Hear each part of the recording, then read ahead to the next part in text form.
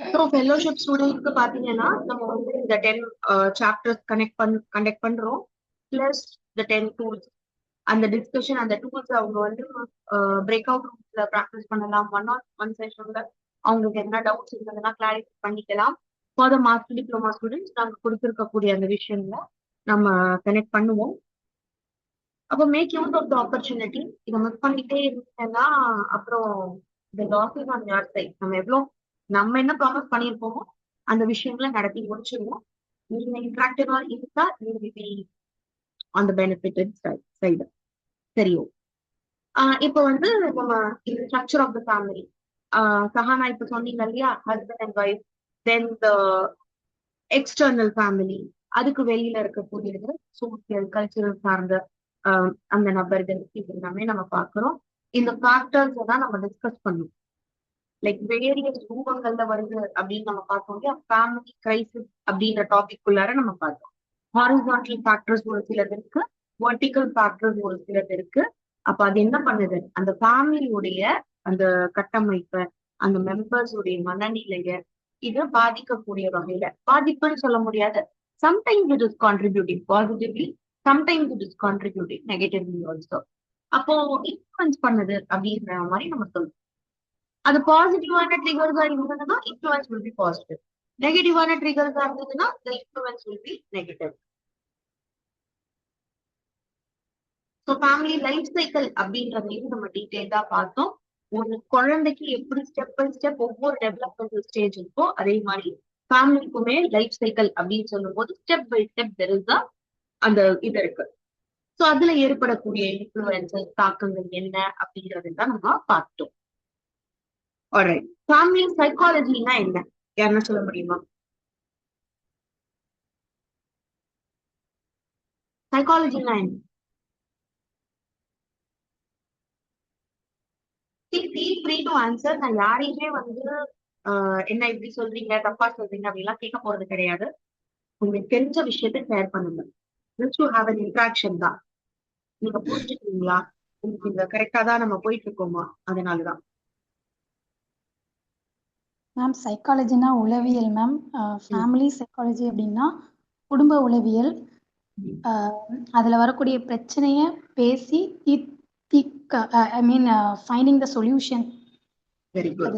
அதனால சோ உளவியல் அப்படின்னும் போது நம்ம அதை எப்படி டிஃபைன் பண்ணுவோம்னா, it is the study of behaviour and its mental process. So ஒரு நடத்தையினுடைய படிப்பு தான் உளவியல், சைக்காலஜி. எதனால நடத்தை நடக்குது அப்படின்னா மென்டல் ப்ராசஸ். ஸோ ஒரு நபருடைய நடத்தையை வெளிப்படுது. ஒருத்தவங்க மூஞ்சியை சுழிச்சுட்டு போறாங்க, அப்ப அதுக்கு அந்த பிஹேவியருக்கு முன்னாடி அவங்க மனசுக்குள்ளார நிறைய விஷயங்கள் போயிருக்கு. தாட்ஸ் ரூபத்துல, இமோஷன்ஸ் ரூபத்துல. என்ன இப்படி காயப்படுத்தினாங்க, என்ன மதிக்கவே இல்லை, என்ன இவங்க எல்லாம் ஒரு மனுஷங்களா இப்படி நடந்துக்கிறாங்க. ஏதோ ஒரு தாட் இருக்கு, அது இமோஷன்ஸை ஏற்படுத்துது, அதனால நடக்கக்கூடியதுதான் பிஹேவியர். அப்போ ஃபேமிலி சைக்காலஜி அப்படிங்கும் போது ஒவ்வொரு நபர் ஒவ்வொரு பிஹேவியரை வெளிப்படுத்தலாம்.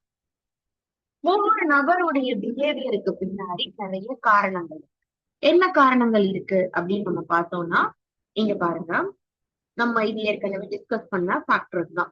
ஹாரிசான்டல், வெர்டிகல் அப்படின்னு சொல்றதுல சிம்பிளா அது ஒரு டூலை வச்சுதான் நம்ம அந்த மாதிரி படிச்சோம். சிம்பிளா நீங்க எப்படி புரிஞ்சுக்கலாம் அப்படின்னா, ஒரு நபருக்கு பிசிக்கல் ஃபேக்டர் இருக்கு, சைக்கலாஜிக்கல் ஃபேக்டர் இருக்கு, சோசியல் ஃபேக்டர் இருக்கு, financial factor, cultural factor, legal factor, political factor, நிறைய விஷயங்கள் இருக்கு. ஃபேக்டர் அப்படின்னா என்ன, ஒரு சில விஷயங்கள் அவங்களுடைய ஒரு வளர்ப்பு ஸ்டேஜ்ல இருப்பாங்க பிசிக்கலா. ஒரு சில நபர்களுக்கு ஹார்மோனல் இன்ஃபுளுன்ஸ் இருக்கு, ஒருத்தவங்க விடலை பருவத்துல இருக்காங்க, அது ஏற்படுத்தக்கூடிய மாற்றங்கள் இருக்கு. ஒருத்தவங்க நோய்வாய்ப்பட்டிருக்காங்க, டெலிவரி நடந்திருக்காங்க, இல்லைன்னா ஒருத்தவங்க முதுமை பருவத்துல இருக்காங்க. சோ ஒவ்வொரு ஸ்டேஜுக்கு தகுந்த மாதிரி இந்த எல்லா ஃபேக்டரும் மாறுபடும். சின்ன குழந்தை பினான்சியலா எப்படி இருக்கு, டிபெண்டா. ஆனா அதுவே ஒருத்தவங்க மிடில் ஏஜ்ல இருக்கக்கூடியவங்க நீங்க அடல்ட்டா இருக்காங்க. யங் அடல்ட்டா இருக்கும்போது நிறைய எக்ஸ்ப்ளோர் பண்ணக்கூடிய விஷயங்கள். ஒவ்வொரு நபரும் ஒவ்வொரு ஸ்டேஜ்ல இருக்காங்க அந்த ஃபேமிலியில. ஒவ்வொரு விதமான ஃபேக்டருடைய இன்ஃபுளுன்ஸ் ஒவ்வொரு மாதிரி இருக்கு.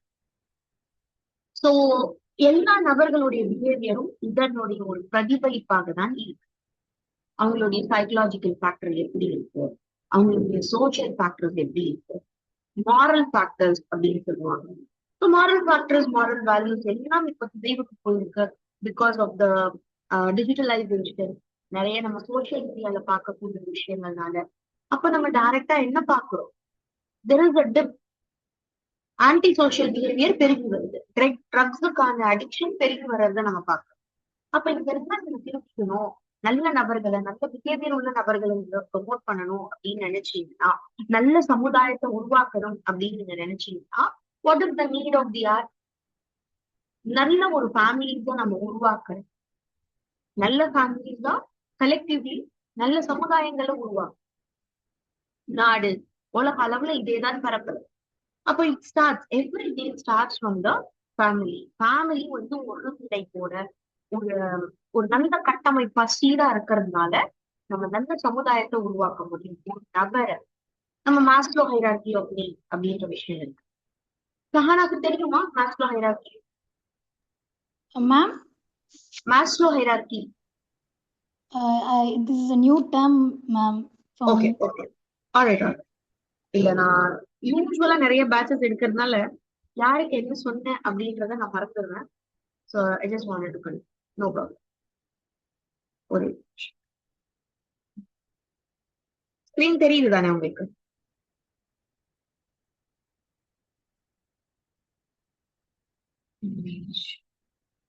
ஸ்கிரீன் தெரியுது தானே? Alright. So Maslow hierarchy of needs அப்படின்னு சொல்லும் போது என்னன்னா, இப்ப பாருங்க, ஒவ்வொரு நபர்களுக்கும் ஒவ்வொரு விதமான தேவைகள் இருக்கு. ஒவ்வொரு விதம்னு சொல்றதை விட பல தேவைகள் இருக்கு. அந்த தேவைகள் யாரு பூர்த்தி செய்யறாங்க? நீங்களே சொல்லுங்க, இந்த தேவைகள் என்னங்கிறத மட்டும் நான் விவரிச்சேன். We have physiological needs. So physiological needs அப்படின்னு சொல்லும் போது ஒரு நபருக்கு ஏர், வாட்டர், ஃபுட், சர்வைவல் நீட் அப்படின்னு சொல்லுவோம். ஒரு நபர் உயிர் வாழ்றதுக்கு தேவையான அடிப்படையான விஷயம். அப்போ பிசியலாஜிக்கல் நீட் யார் பூர்த்தி செய்யறா? ஃபேமிலி பூர்த்தி செய்யும். அடுத்ததாக இப்போ மாஸ்லோ என்ன சொல்றாரு அப்படின்னு பாத்தீங்கன்னா, அவர் கொடுத்த தியரி தான் இது. ஒவ்வொரு நபர்களுக்கும் தேவைகள் இருக்கு, அந்த தேவைகள் இந்த மாதிரி பிரமிடா அவர் வந்து வடிவமைச்சிருக்கு.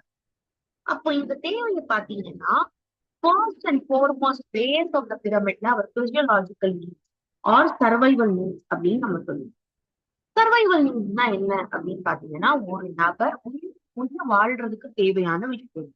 ஏர், water, food, shelter, sleep, clothing, reproduction, இது எல்லாமே பயாலஜிக்கல், உடம்பு சார்ந்த தேவைகள் அப்படின்னு நம்ம பார்க்கிறோம். ஒரு நபருக்கு இந்த தேவைகள் பூர்த்தி ஆயிடுச்சுன்னா they move on to the next level. அந்த லெவல்ல என்ன இருக்கு? சேஃப்டி நீட் அப்படின்றத நம்ம பார்க்கணும். என்ன இது சேஃப்டி நீட்? இப்ப எனக்கு சாப்பாடு கிடைச்சிருது, ஆனா நான் ஒரு ஜங்கல்ல இருக்கேன். அந்த எப்படி இருக்கும்? நான் சேஃபா ஃபீல் பண்ணுவேனா? எந்த மிருகம் வந்து எப்ப எனக்கு கிடைக்கும், எப்போ உயிருக்கு ஆபத்து வரும் அப்படின்றது இருக்கு இல்லையா? அப்ப சேஃப்டி அப்படின்னு சொல்லும் போது என்னன்னா, நம்ம பிசிக்கலாவும் சைக்கலாஜிக்கலாகவும் அண்ட் நம்ம பினான்சியலாகவும் சேஃபா ஃபீல் பண்ணும். ஸோ பர்சனல் செக்யூரிட்டி, நம்ம நல்ல ஒரு வீட்டுல உட்காந்து பூட்டிட்டு சேஃபா இருக்கும்பா, யாருகிட்ட இருந்தும் நமக்கு எதுவுமே பிசிக்கல் ஹார்ம் அப்படின்றது இல்லை. ஒரு ஜாப்ல இருக்கும், so we get the amount. அப்ப நமக்கு பினான்சியல் செக்யூரிட்டி இருக்கு, எனக்கு சாப்பிட, உடுக்க, இருக்க எல்லாத்துக்குமே எனக்கு ஒரு செக்யூரிட்டி இருக்கு. ஹெல்த் வைஸ் நம்ம இன்சூரன்ஸ் எல்லாம் போட்டு வச்சுக்கிறோம், இல்ல நான் ஹெல்த்தியா இருக்கேன். ஸோ அந்த மாதிரி சேஃப்டி, நான் சேஃபா தான் இருக்கேனா அப்படின்றாங்க. இப்போ இந்த நிஜம் பூர்த்தி ஆயிடுச்சுன்னு வச்சுக்கோங்க, ஒரு நபருடைய தேவைகள் அடுத்த கட்டத்துக்கு நகருது. அது என்ன தேவை அப்படின்னு பாத்தீங்கன்னா, it is love and belonging. So love and belongingness அப்படின்னு சொல்லும் போது ஒரு நபருக்கு என்ன தேவைப்படும்? சாப்பாடு இருக்கு, சர்வைவல் நீட்ஸ் இருக்கு, சேஃபா தான் இருக்காங்க, எனக்கு யாருமே இல்லையே, எமோஷன்ஸ் நான் யார்கிட்ட பகிர்ந்துக்கிறேன்? இமோஷன் இன் அதர் வேர்ட்ஸ், சுக துக்கங்களை நான் யார்கிட்ட பகிர்ந்துக்கிறேன்? அடுத்ததாக இருக்கக்கூடியது எஸ்டீம். ஸோ எஸ்டீம் அப்படின்னு நம்ம சொல்லும் போது எனக்கு சீரான ஒரு, நான் யாரு, இந்த சமுதாயத்துல என்னுடைய அந்தஸ்து என்ன, இந்த குடும்பத்துல என்னுடைய நான் யாரு, என்னுடைய வேல்யூஸ் என்ன, என்ன உலகம் எப்படி பாக்குது. சோ இது எல்லாம் தான் நம்ம எஸ்டீம் அப்படின்னு சொல்லுவோம். பர்சனலா நமக்கு இருக்கக்கூடிய ஸ்ட்ரென்த், நமக்கு இருக்கக்கூடிய வீக்னஸ், நான் யாரு, என்னால என்ன செய்ய முடியும், செல்ஃப் ரெஸ்பெக்ட், செல்ஃப் எஸ்டீம் அப்படிங்கும் போது தனக்கு சுய மதிப்பீடு. நான் என்னை எப்படி பாக்குறேன், எனக்கு என்ன தேவை, என்னால என்ன செய்ய முடியும், என்ன செய்ய முடியாது, எனக்கு யார் ஹெல்ப் பண்ணா நல்லா இருக்கும். ஸோ செல்ஃப் எஸ்டீம், நான் யாருங்கிறத இங்க உணர்றேன். இது எல்லாம் பூர்த்தி ஆயிடுச்சுன்னு வச்சுக்கோங்க. அடுத்ததா நமக்கு இருக்கக்கூடியதுதான் செல்ஃப் ஆக்சுவலைசேஷன். ஸோ இங்க ஒரு நபருக்கு ஒரு பீக், என்னால என்ன கான்ட்ரிபியூட் பண்ண முடியும், இந்த விஷயங்கள் எல்லாம் இருக்கு. இது வரைக்கும் என்னுடைய நீட்ஸ் எல்லாமே பூர்த்தி ஆயிருக்கு. என்னுடைய சர்வைவல் நீட், நான் சேஃபா தான் இருக்கேன். எனக்கும் சில நபர்கள் இருக்காங்க, நான் யாரு, எனக்கு என்ன இருக்கு அப்படின்றத நான் புரிஞ்சுக்கிட்டேன். அடுத்ததாக நான் என்ன பண்றேன், என்னுடைய ரிஃப்ளெக்ஷனை நான் இங்க காட்டுறேன். I become the product of what I am. அந்த விஷயத்த நான் கொடுக்க ஆரம்பிக்கிறேன். இதுவரையும் நான் என்ன பண்ணேன், இந்த 4 ஸ்டேஜஸ்ல ஐ ஸ்டார்டட் கெட்டிங். பட் இப்போ நான் கொடுக்கக்கூடிய ஒரு நபராக மாறும். அப்போ இந்த பேசிக் நீட்ஸ்லாம் புரிஞ்சுதா உங்களுக்கு சஹானா? ஏன்னா நீங்க நியூவா இருக்கீங்க, அதுவும் சைக்காலஜி பேக்ரவுண்ட் இல்ல அப்படின்றதுனால நான் உங்களை கேட்கிறேன். Yes, ma'am. Understand, ma'am. Okay. So இப்போ இந்த விஷயங்கள் நீங்க பாத்தீங்கன்னா இவ்வளவு நீட்ஸ் இருக்குது இல்லையா? அப்ப இந்த நீட்ஸ் எல்லாம் பூர்த்தி ஆச்சுன்னாதான் டாப் பீக்ல ஒரு நபர் மோட்டிவேட்டடா ஃபீல் பண்றாங்க. இதுவரையும் நான் பெற்றேன், என்னால இப்ப கொடுக்க முடியும் குடும்பத்துக்கு, சமுதாயத்துக்கு, உலகத்துக்கு. ஸோ செல்ஃப் ஆக்சுவலைசேஷன் அப்படின்னு சொல்லுவோம். இந்த பீக்குக்கு ரீச் ஆறதுக்கு முன்னாடி நிறைய நம்ம படிச்சோம். ஒரு குழந்தை பிறக்குது, ஃபுல் அண்ட் ஃபுல் டிபெண்டன்ட். யார் அந்த நீட்ஸை பூர்த்தி செய்யலாம்? Parents, ma'am. Parents, in other words family. So survival நீட்ஸாக இருக்கட்டும், அந்த குழந்தைக்கு இருக்கக்கூடிய சேஃப்டி நீட்ஸா இருக்கட்டும், அந்த குழந்தைக்கு இருக்கக்கூடிய லவ் அண்ட் பிலாங்கிங்ஸா இருக்கட்டும், ஃபேமிலி தான் கொடுக்குது. அதுக்கப்புறம் தான் அந்த குழந்தை தான் யாருங்கிறத டிசைட் பண்ணுது. என்னால பேச்சு போட்டியில கலந்துக்க முடியும், என்னால ஸ்கூலுக்கு போக முடியும், என்னால என்னுடைய எஜுகேஷனை வெளிப்படுத்த முடியும். ஒவ்வொரு விஷயத்த லேர்ன் பண்ணிட்டுதான் அது செல்ஃப் ஆக்சுவலைஸ் ஆகுது. தான் யாருங்கிறது இந்த உலகத்துக்கு நிரூபிக்குது. அப்போ ஃபேமிலியோட இம்பார்ட்டன்ஸ் நம்ம ரொம்ப அதிகமாக இங்க பார்க்கணும். இது எல்லாமே நம்ம டிஸ்கஸ் பண்ணிட்டோம், சரியா? அப்ப குடும்ப உளவியல் அப்படின்னு சொல்லும் போது அந்த குடும்ப உளவியலுக்குள்ளார நிறைய ப்ராப்ளம்ஸ் நம்ம அட்ரஸ் பண்றோம். எல்லா ஃபேக்டர்ஸும், நான் சொன்ன அத்தனை ஃபேக்டர்ஸையும் நம்ம டிஸ்கஸ் பண்றோம். அதனுடைய இன்ஃப்ளூயன்ஸை பார்க்கிறோம். குடும்பங்கள்ல பல விதமான பிரச்சனைகள் இருக்கு. சில குடும்பங்கள்ல அடிக்ஷன் இருக்கு, சில குடும்பங்கள்ல என்ன சொல்றது, பிட்ரேயல் இருக்கு. அப்பா அம்மாக்கு துரோகம் செய்யறது, அப்பா அம்மாக்கு துரோகம் செய்யறது. அதே மாதிரி சில ஃபேமிலிஸ்குள்ளார செப்பரேஷனை நம்ம பார்க்கணும். தேவையில்லை சின்ன சின்ன முரண்பாடுகள் பெரிய விரிசல்களை கொண்டுட்டு போய் விட்டுருது. சில ஃபேமிலிஸ்குள்ளார கேன்சர் மாதிரியான இஷ்யூஸ், ஹெல்த் இஷ்யூஸ், அதனால அவங்க பாதிப்புக்குள்ள இருக்காங்க, அதை ஈடுபட்டுக்கிட்டே இருக்காங்க ஒரு. சோ ஃபேமிலி சைக்காலஜியை பொறுத்த வரைக்கும் என்ன அப்படின்னு பாத்தீங்கன்னா, ஒரு நபர் பாதிக்கப்பட்டா அந்த பாதிப்பு ஒரு நபருக்கு மட்டும் கிடையாது, the entire generation is getting up. இதுதான் நம்மளுடைய கான்செப்ட். ஸோ அடுத்ததாக என்ன அப்படின்னு பாத்தீங்கன்னா, ஃபேமிலி சைக்காலஜியை பொறுத்தவரையும் நம்ம ஸ்கில் அப்படின்றத பாக்குறோம் இல்லையா? ஸோ ஸ்கில் வெளி உலகத்துக்கு மட்டும் கிடையாது. நான் ஒரு ஸ்டூடெண்டா இருக்கேன், அப்ப எனக்கு ஒரு சில ஸ்கில்ஸ் தேவைப்படுது. I need self confidence, I need time management, I need punctuality. So ஒரு சில ஸ்கில் எனக்கு தேவைப்படுது என்னுடைய அந்த அகாடமிக்ஸ்ல நான் சிறந்தா வர்றதுக்காக.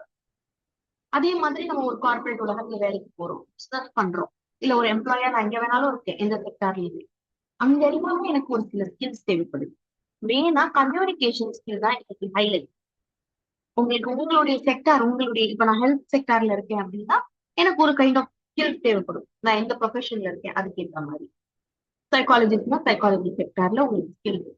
நீங்க ஹெச்ஆரா இருக்கீங்கன்னா அந்த ஹியூமன் ரிசோர்ஸ்ல உங்களுக்கு ஸ்கில்ஸ் இருக்கு, கம்ப்யூட்டர் ஸ்கில்ஸ், நிறைய விஷயங்கள் இருக்கு. ஆனால் இன்டர்பர்சனல் ஸ்கில்ஸ் அப்படின்றது இருக்கு. நபர்கள் பொருளார நம்ம இன்டராக்ட் பண்றதுக்கு ஒரு சில ஸ்கில்ஸ் அன்றாட வாழ்க்கைக்கு தேவை. அப்ப அந்த ஸ்கில்ஸ் வெறும் கார்பரேட் உலகம் மட்டும் கிடையாது, வெறும் நம்ம அகாடமிக்ஸ்க்கோ கரியருக்கோ பிசினஸ்க்கோ மட்டும் கிடையாது. அந்த ஸ்கில்ஸ் ஃபேமிலியிலிருந்து தேவைப்படுது. அந்த ஸ்கில்ஸ் என்ன அப்படின்னு பாத்தீங்கன்னா நம்ம கம்யூனிகேஷன். சோ அந்த ஃபேமிலி லைஃபுக்கு நம்ம முதல்ல ரெடியா இருக்கோமா அப்படின்றதுதான் ஃபேமிலி ரெடினஸ் ஸ்கில் அதுக்குள்ளார நம்ம பார்த்தோம். சிம்பிளான செல்ஃப் அட்மினிஸ்ட்ரேஷன் ஸ்கில் தான் இது. ஜெனரேஷன் கேப் அப்படின்றதுக்குள்ளார எத்தனை ஜெனரேஷன்ஸ் இருக்கு, எந்த வருடங்கள்ல அவங்க பிறந்திருக்காங்க, அவங்களுக்கு இருந்த எக்ஸ்போஜர் எப்படி இருந்தது. ஸோ இந்த மெட்டீரியல் நீங்க கோ பண்ணீங்கன்னா உங்களுக்கு புரியும். ஜெனரேஷன் கேப் எதனால உருவாயிருக்கு, வெவ்வேறு கோணங்கள்ல அவங்க வாழ்ந்திருக்காங்க, வெவ்வேறு பார்ட்ஸ் ஆஃப் த எரால வாழ்ந்திருக்காங்க. அப்ப அது ஏற்படுத்தின அந்த இதுதான் இருக்கு அப்படின்றத நம்ம பார்க்கலாம். ஜெனரேஷன் கேப் நம்ம ப்ரீவியஸ் செஷன்ல டீடைல்டா டிஸ்கஸ் பண்ணியிருக்கோம். டூல் இங்க இருக்கு. டூல்ல எதுனா டவுட்ஸ் இருந்ததுன்னா யூ கேன் கெட் பேக். சிம்பிளா செல்ஃபா அட்மினிஸ்டர் பண்ற மாதிரி தான். இதுல எதுனா டவுட் இருந்ததுன்னா இல்ல இந்த பிரேக் அவுட் ரூம்ல ஒருத்தருக்கு ஒருத்தர் அட்மினிஸ்டர் பண்ணணும் அப்படின்னா கூட நீங்க கோஆர்டினேட்டரை கான்டாக்ட் பண்ணுங்க. Sheel help you. 1-on-1 session வேணும் அப்படின்னா கூட ஷீல் அரேஞ்ச் சகிலா மேம். சரியா? ஸோ ஃபேமிலி ஃபங்க்ஷனிங் அப்படின்னு சொல்லும்போது இப்போ நாம இந்த ரெண்டு விஷயங்களையும் பார்த்துட்டோம். பேசிக்கா ஃபேமிலி சைக்காலஜி என்ன, ஃபேமிலில ஏற்படக்கூடிய கிரைசிஸ் எப்படி ஹேண்டில் பண்றது, ஃபேக்டர்ஸ் எப்படி தாக்கத்தை உருவாக்குது, ஜெனரேஷன் கேப் என்ன, எல்லாத்தையுமே பார்த்துட்டோம். இப்போ we are moving on towards family functioning. So இந்த ஃபேமிலி ஃபங்க்ஷனிங்ல நான் இந்த ஸ்லைடும் வச்சிருக்கேன், உங்களுக்கு நோட்ஸும் இருக்கு. ஸோ நம்ம என்ன பார்க்கிறோம், டைனமிக்ஸ்னா என்ன, ஃபங்க்ஷனிங்னா என்ன அப்படின்ற ஒரு கான்செப்ட் நான் உங்களுக்கு ஒரு பிரிட்ஜை வச்சு சொல்லியிருந்தேன். ஃபங்க்ஷனிங் அப்படின்னும் போது குளிர்சாதனம் பெட்டி கொடுக்கக்கூடிய குளிர்ச்சி. டைனமிக்ஸ் அப்படின்னும் போது அந்த பார்ட்ஸ் ஒன்றிணைந்து செயல்படுத்துறதுனால செயல்படுறதுனால வெளிப்படக்கூடிய விஷயங்கள் தான். இதுதான் நம்ம ஃபேமிலி டைனமிக்ஸ் அப்படின்னு சொல்றோம். டைனமிக்ஸ் தெரிஞ்சு அவங்களுக்கு தெரியாது, ஃபேமிலி ஃபங்க்ஷனிங்கோடைய ரூபத்துலதான் வெளிப்படும். அவங்க எவ்வளவு ஹாப்பியா இருக்காங்க, எவ்வளவு சீரா ஒன்னா இருக்காங்க, இது எல்லாமே வெளிப்படும். அப்ப இந்த ஃபேமிலி டைனமிக்ஸ புரிஞ்சுக்கக்கூடிய டூல் தான் நம்ம இன்னைக்கு பார்க்க போறோம். That tool is called as ஆஸ்ட்ரான் சர்க்கம்ப்ளெக்ஸ் மாடல். பேரை வச்சு யாருமே பயப்பட வேண்டாம், டூல் உங்க கையில இருக்கும். ஸோ புக்லெட் இருக்கு உங்ககிட்ட, எக்ஸ்பிளனேஷனும் நாங்க கொடுக்குறோம். பேரெல்லாம் வச்சு யாரும் பயப்பட வேண்டியதில்லை, சிம்பிளா புரிஞ்சுக்கலாம். ஸோ இந்த ஃபேமிலி டைனமிக்ஸை எப்படி நம்ம புரிஞ்சுக்கிறோம் அப்படின்னு பாத்தீங்கன்னா, யூ ஹாவ் கொஹெஷன். கொஹெஷன் அப்படின்னா ஒரு இணக்கம். ஃபேமிலி அப்படின்னா நம்ம என்ன பார்த்தோம், மாஸ்லோ ஹைரார்கி ஆஃப் நீட்ல மூன்றாவது லெவல்ல we have belongingness, love and belongingness need ஒரு நபருக்கு இருக்கு. அந்த நீட் பூர்த்தி ஆகணும். பூர்த்தி செய்யக்கூடிய இடம் ஃபேமிலி. ஏன் குழந்தை அப்படின்னு நம்ம கட்டி என்னச்சுக்கிறோம் இல்லையா? அப்ப அது கொஹெஷன். ஒரு நபரோட நிறைய முரண்பாடுகள் இருக்கலாம், ஆனா அவங்களுக்கு ஒரு பிரச்சனை, லீகலான பிரச்சனையா இருக்கலாம், ஏதோ ஒரு ஹெல்த் இஷ்யூவா இருக்கலாம், பினான்சியலான பிரச்சனையாக இருக்கலாம். ஆனா நம்ம என்ன பண்றோம், எவ்வளவுதான் முரண்பாடு இருந்தாலும், எவ்வளவுதான் சண்டை இருந்தாலும், என்னுடைய பொண்ணு, என்னுடைய ஹஸ்பண்ட், என்னுடைய குழந்தை அப்படின்னு நம்ம போய் நிக்கிறோம் இல்லையா? பிடிக்கலதான், நேற்று சண்டை தான் போச்சு, பேசல நம்ம, ஆனாலும் ஸ்டாண்ட் ஃபார் அது கொஹெஷன். பட் நான் இங்க என்ன சொல்ல வரேன் அப்படின்னா, இது எல்லாமே நம்ம செய்யறோம் இல்லையா? இதுதான் பாண்டிங். இந்த பாண்டிங் இருக்கிறது தான் கொஹெஷன் அப்படின்னு நம்ம சொல்றோம். இது ஃபேமிலிக்கு ரொம்ப முக்கியமான ஒரு விஷயம். இந்த ஃபேமிலிக்குள்ளார இந்த பாண்டிங் இன்றைய காலகட்டத்துல ரொம்ப வீக்கன் ஆறத நம்ம பார்க்கணும். எதனால வீக்கன் ஆகுது? நம்ம நிறைய ஃபேக்டர்ஸ் படிச்சோம் இல்லையா? அதுல எந்த ஒரு ஃபேக்டராவும் இருக்கு. பெரும்பாலும் நம்ம பார்க்கக்கூடியது என்ன, குடும்பங்கள்ல ஒரு பிரிவு வருது அப்படின்னா பினான்சியல் ஃபேக்டர். நான் தான் எல்லாமே பண்றேன், நீ ஒண்ணுமே பண்றது. அம்மா உண்மைதான் நேசிக்கிறாங்க, அம்மா பார்ஷியலா இருக்காங்க, என்ன மதிக்கிறது இல்லை. சோ இந்த மாதிரி டிஃபரன்சஸ் நம்ம பார்க்கிறோம். அப்போ கொஹெஷன், அடாப்டபிலிட்டி. கொஹெஷன் அப்படின்னா இணக்கம், அடாப்டபிலிட்டி அப்படின்னா என்னன்னா,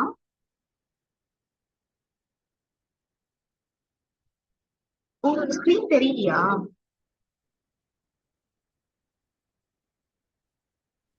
தெரியுது மேம். எனக்கு பாசிட்டிவ் காட்டுச்சு. சரி, நான் திரும்ப உங்களுக்கு பண்றேன். சோ இந்த ஹார்மனி, அதாவது ஒரு ஃபேமிலிக்குள்ளார ஒரு அமைதியான சூழல், ஒரு சந்தோஷமான சூழல் இருக்கணும். பல நபர்கள் இதுக்குதான் ஏங்கிட்டு இல்லையா? அது இருக்கணும் அப்படின்னா நமக்கு என்ன தேவைப்படுது, இந்த கொஹெஷன் தேவைப்படுது. சோ இதுதான் நீங்க வந்து இந்த புக்லெட் இங்க பாக்குறீங்க. உங்க மார்க்லன்னா இது மாறிடுதுன்னு நினைக்கிறேன். சரி, நான் அந்த மாதிரி செட் பண்ணுவேன். செட் பண்ணிட்டா மாத்தின பிரச்சனை.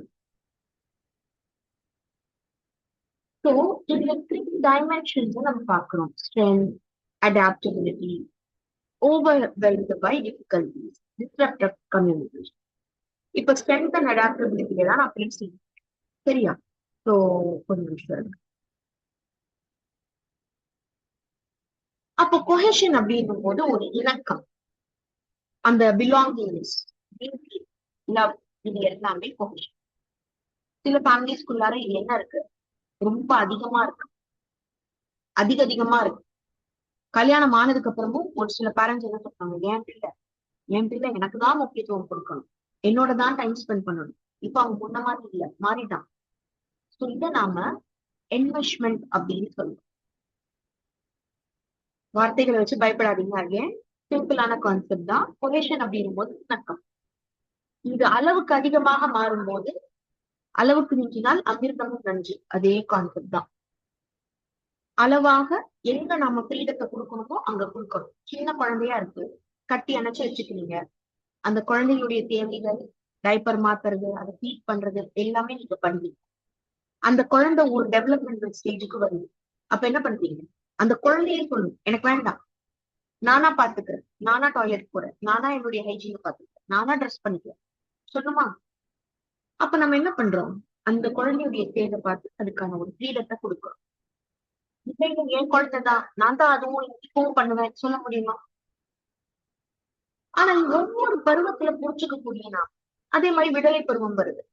அந்த பருவத்துல அந்த குழந்தை என்ன பண்ணுவோம், கொஞ்சம் ஃப்ரெண்ட்ஸ் பக்கம் போகும், கண்ட்ரோல் பிடிக்காது. அடுத்ததாக எங்க அடல்ட் ஆகும்போது இப்ப கொஞ்சம் மெச்சோர்டா எல்லா டெசிஷன்ஸுமே நானே எடுக்கணும் அப்படின்னு நினைப்பேன். ஆனா அப்ப கூட நம்ம என்ன பண்ணுவோம், நீ என் குழந்தைதான், உனக்கு 100 வயசானாலும் நீ என் குழந்தைதான். ஆமா உங்க குழந்தைதான், ஆனா அதனுடைய டெவலப்மெண்டல் ஸ்டேஜ் மாறி இருக்கு. அந்த ஸ்டேஜுக்கு தகுந்த மாதிரி நீங்க என்ன பண்ண வேண்டியது இருக்கு, அடாப்டபிலிட்டி. உங்க ரோல் என்ன அப்படின்றத புரிஞ்சுட்டு நீங்க கொஞ்சம் பின்வாங்க வேண்டியது இருக்கு. அதனுடைய விடுதலை பருவம், அதுக்கு இருக்கக்கூடிய physical factors, psychological factors, social factors, அது எல்லாத்துக்கும் தகுந்த மாதிரி to get back, provide the guidance, provide the support. ஆனா அப்படியே தான் நான் அப்படியே இருப்பேன், எந்த ஒரு மாற்றமும் இருக்காது அப்படின்னும் போது அது ஒரு பிரச்சனையாக மாறுது. ஸோ டைனமிக்ஸ், அந்த ஃபங்க்ஷனிங்ல பிரச்சனை வருது. எப்ப பார்த்தாலும் என்ன கண்ட்ரோல் பண்றாங்க, எனக்கு இண்டிபெண்டன்ஸ் இல்லையா, நான் என்ன நினைக்கிறேனோ அது செய்ய கூடாதா? So you can provide the guidance, let them decide. ஏன்னா குழந்தைங்களுக்கு எதுவும் தெரியாது, நம்ம தான் சொல்லி கொடுக்கணும். ஒவ்வொரு கட்டத்திலையும் நம்ம கைடன்ஸ் ப்ரொவைட் பண்றோம். let them decide what to accept or what not to. So இந்த அக்செப்டன்ஸை நம்ம உருவாக்குறோம். இந்த விஷயங்கள் இந்த 3 லெவல்ல நம்ம பார்க்கிறோம் இல்லையா, 3 டைமென்ஷனல்ஸ்ல நம்ம பார்க்கிறோம்.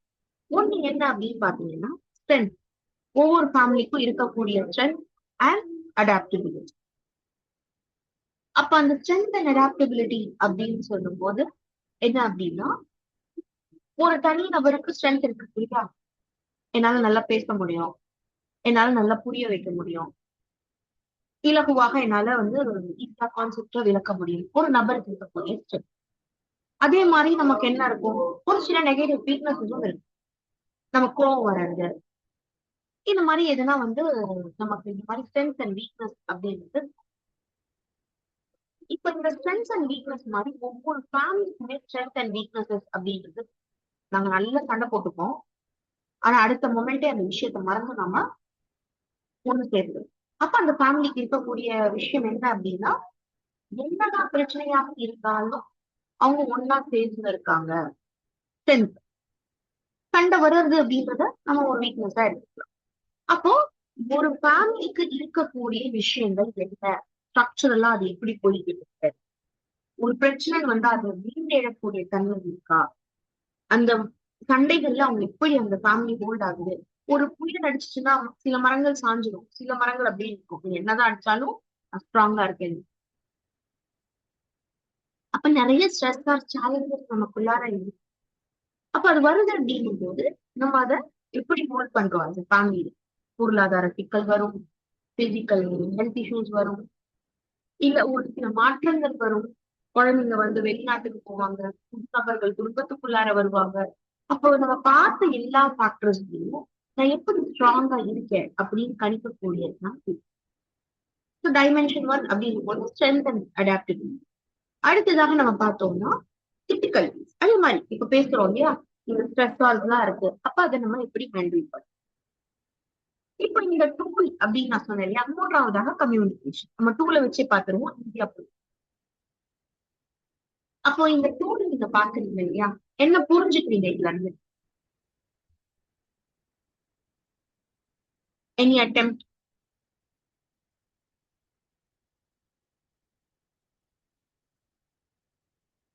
ஸ்கிரீனை பிரசன்ட் பண்ணிட்டேன். இதுல இருந்து நீங்க என்ன புரிஞ்சுக்கிறீங்க? ரிஜிட்னா ஸ்ட்ராங்கா இருக்கிறது, அந்த மாதிரி. ஃபிளெக்சிபிள்னா வளைஞ்சு கொடுத்து போறது, ஐ மீன் விட்டு கொடுத்து போறது, அந்த மாதிரி சொல்லலாம். Very good. ஸ்ட்ரக்சர்னா கட்டமைப்பா இருக்கிறது. ஓகே, நம்ம 3 குவாட்ரண்ட் அப்படின்னு நம்ம சொன்னோம் இல்லையா. சோ சிம்பிளா நீங்க புரிஞ்சுக்கணும்னா, இது ஒரு கிராஃப் மாதிரி பிளாட் பண்றாங்க. கிராஃப் நம்ம எல்லாருக்குமே தெரியும். கிராஃப் அப்படிங்கும் போது ஹாரிசான்டல் ஆக்சிஸ் ஒண்ணு இருக்கும், வெர்டிகல் ஒண்ணு இருக்கும். இப்போ இங்க ஒரு பக்கம் என்ன பண்றாங்க அப்படின்னா கொஹெஷன், இணக்கம். சொன்னேன்ல இணக்கம். ஒரு பக்கம் இணக்கத்தை பிளாட் பண்றாங்க, இன்னொரு பக்கம் அடாப்டபிலிட்டி. இப்போ ஒரு குழந்தை ஒரு பருவத்துக்கு வந்துருச்சுன்னா, ஓகே அதுக்கு வந்து ஒரு இண்டிபெண்டன்ஸ் தேவைப்படுது. ஃபேமிலி தனக்குன்னு ஒரு ஃபேமிலி, தனி ஃபேமிலியை உருவாக்கிட்டான் அப்படின்னா அவனுக்கு கொஞ்சம் அங்க ஸ்பேஸ் தேவைப்படும். நம்மளுடைய அந்த தலையீட நம்ம என்ன பண்றோம், கொஞ்சம் வெளியில எடுத்துக்கிறோம். அவங்களா எங்க அடல்ட்ஸா let them explore, let them live their life அப்படின்றாங்க. அந்த சேஞ்சுக்கான மாற்றம், அந்த சேஞ்ச பல நபர்கள் அக்செப்ட் பண்றதே இல்லை. இது மட்டும் நடந்திருக்க கூடாது, அவ மட்டும் அந்த மருமக்கு மட்டும் வராம இருந்திருந்தா என் குடும்பம் நல்லா இருந்திருக்கும், அவ இல்லைன்னா வேற ஒருத்தி வந்திருப்பா, இல்லைன்னா உங்களுடைய ஜெனரேஷன் அப்படியே முன்ன போகாம உங்களுடைய பையனோட முடிஞ்சிடும். So it may be hard to hear. இதுதானே உண்மை. அந்த மாற்றம் அப்படின்றது வர வேண்டிய அவசியம் இருக்கு. மாற்றம் ஒன்றுதான் மாறாதது. இது மாறவே கூடாது. சின்ன வயசுல என் பையன் எவ்வளவு என் சொல் பேச்ச கேட்டான், இப்ப எவ்வளவு மாறிட்டான். Adaptability change. இதுதான் நான் உதாரணம் என்ன சொல்றேன், சின்ன குழந்தையா இருக்கும் போது நீங்க தான் ட்ரீட் பண்ணீங்க, நீங்க தான் டைப்பரை சேஞ்ச் பண்ணீங்க, இன்னமும் மாறக்கூடாது, நான் தான் அது பண்ணுவேன்னு சொல்ல முடியுமா? சிம்பிளா ஒரு கான்செப்ட் புரிஞ்சுக்கணும். அப்போ ஒவ்வொரு ஸ்டேஜுக்கு ஏத்த மாதிரி அங்க அடாப்டபிலிட்டி தேவைப்படுது இல்லையா. இது ஜஸ்ட் ஒரு ஃபேக்டர். நம்ம பேசின அத்தனை ஃபேக்டர்ஸ் இது போடுறது. அப்ப ஒரு பக்கம் நம்ம கொஹெஷனை பிளாட் பண்றோம், ஒரு பக்கம் இங்க அடாப்டபிலிட்டியை பிளாட் பண்றோம். இது ஒரு டூல், நல்லா புரிஞ்சுக்கும். சோ இங்க என்ன பாக்குறோம் அப்படின்னா, இந்த 2 கான்செப்ட வச்சு 16 வகையாக ஃபேமிலிங்க பிரிக்கிறாரு. யாரு பிரிக்கிறாரு அப்படின்னா ஆஸ்லான். ஆஸ்லான் அப்படின்றவர் தான் இந்த மாடலை கொடுத்தவர். அவருடைய பேரை வச்சுதான் இத ஆஸ்லான் சர்க்கம்ப்ளெக்ஸ் மாடல் அப்படின்னு சொல்லு. இப்போ இந்த சார்ட் என்ன இருக்கு, என்ன சொல்லுது அப்படின்னு பாத்தீங்கன்னா, ஒரு ப்ளூ கலர்ல உங்களுக்கு தெரியும், இந்த கார்னர்ஸ்ல எல்லோ கலர்ல தெரியும். சோ இந்த கார்னர்ஸ்ல இருக்கக்கூடிய விஷயங்கள் என்ன அப்படின்னு பாத்தீங்கன்னா, ஒரு ஃபேமிலில இருக்கவே கூடாத விஷயம். ப்ளூ கலர்ல இருக்கக்கூடியது okay, good, good family structure. அடுத்ததாக அந்த டார்க் ப்ளூ கலர்ல நீங்க பாக்குறீங்கல்ல, மேல 2, சைட்ல 2, இந்த சைட்ல 2, கீழே 2, இது வந்து மாடரேட்டா இருக்கு. இங்க இருந்து இந்த ஃபேமிலி இந்த லைட்டர் ப்ளூ கலருக்கு வரலாம், இங்க இருந்து இந்த ஃபேமிலி எல்லோ கலருக்கும் போகலாம். அது என்னங்கறத டீட்டெயிலா பார்த்துருவோம். நம்ம என்ன பண்ணிருக்கோம், கொஹெஷனை ஒரு பக்கம் பிளாட் பண்ணிருக்கோம், அடாப்டபிலிட்டி ஒரு பக்கம் பிளாட் பண்ணிருக்கோம். ஸோ கொஹெஷனை 4 வகையா பிரிக்கிறாங்க. ஒண்ணு என்னன்னா, ஒரு சில ஃபேமிலி விட்டு இருக்கு, நீ எப்படி போனா எனக்கு என்ன, நான் உண்டு என் வேலை உண்டு. நிறைய பேரண்ட்ஸும் அப்படி இருக்காங்க, நான் வேலைக்கு போறேன், நான் தான் எல்லாமே பார்க்கணுமா. சோ குழந்தைங்களுக்கு ஒரு கேட்ஜெட்டை கொடுத்துருக்காங்க, அவங்க எந்த உலகத்துல இருக்காங்கன்னு நமக்கு தெரியறது கிடையாது. So the connection R the week very very low. இதெல்லாம் பாத்தீங்கன்னா அவங்க ஃபேமிலி தான், ஹஸ்பண்ட் அண்ட் ஒய்ஃபா தான் இருக்காங்க.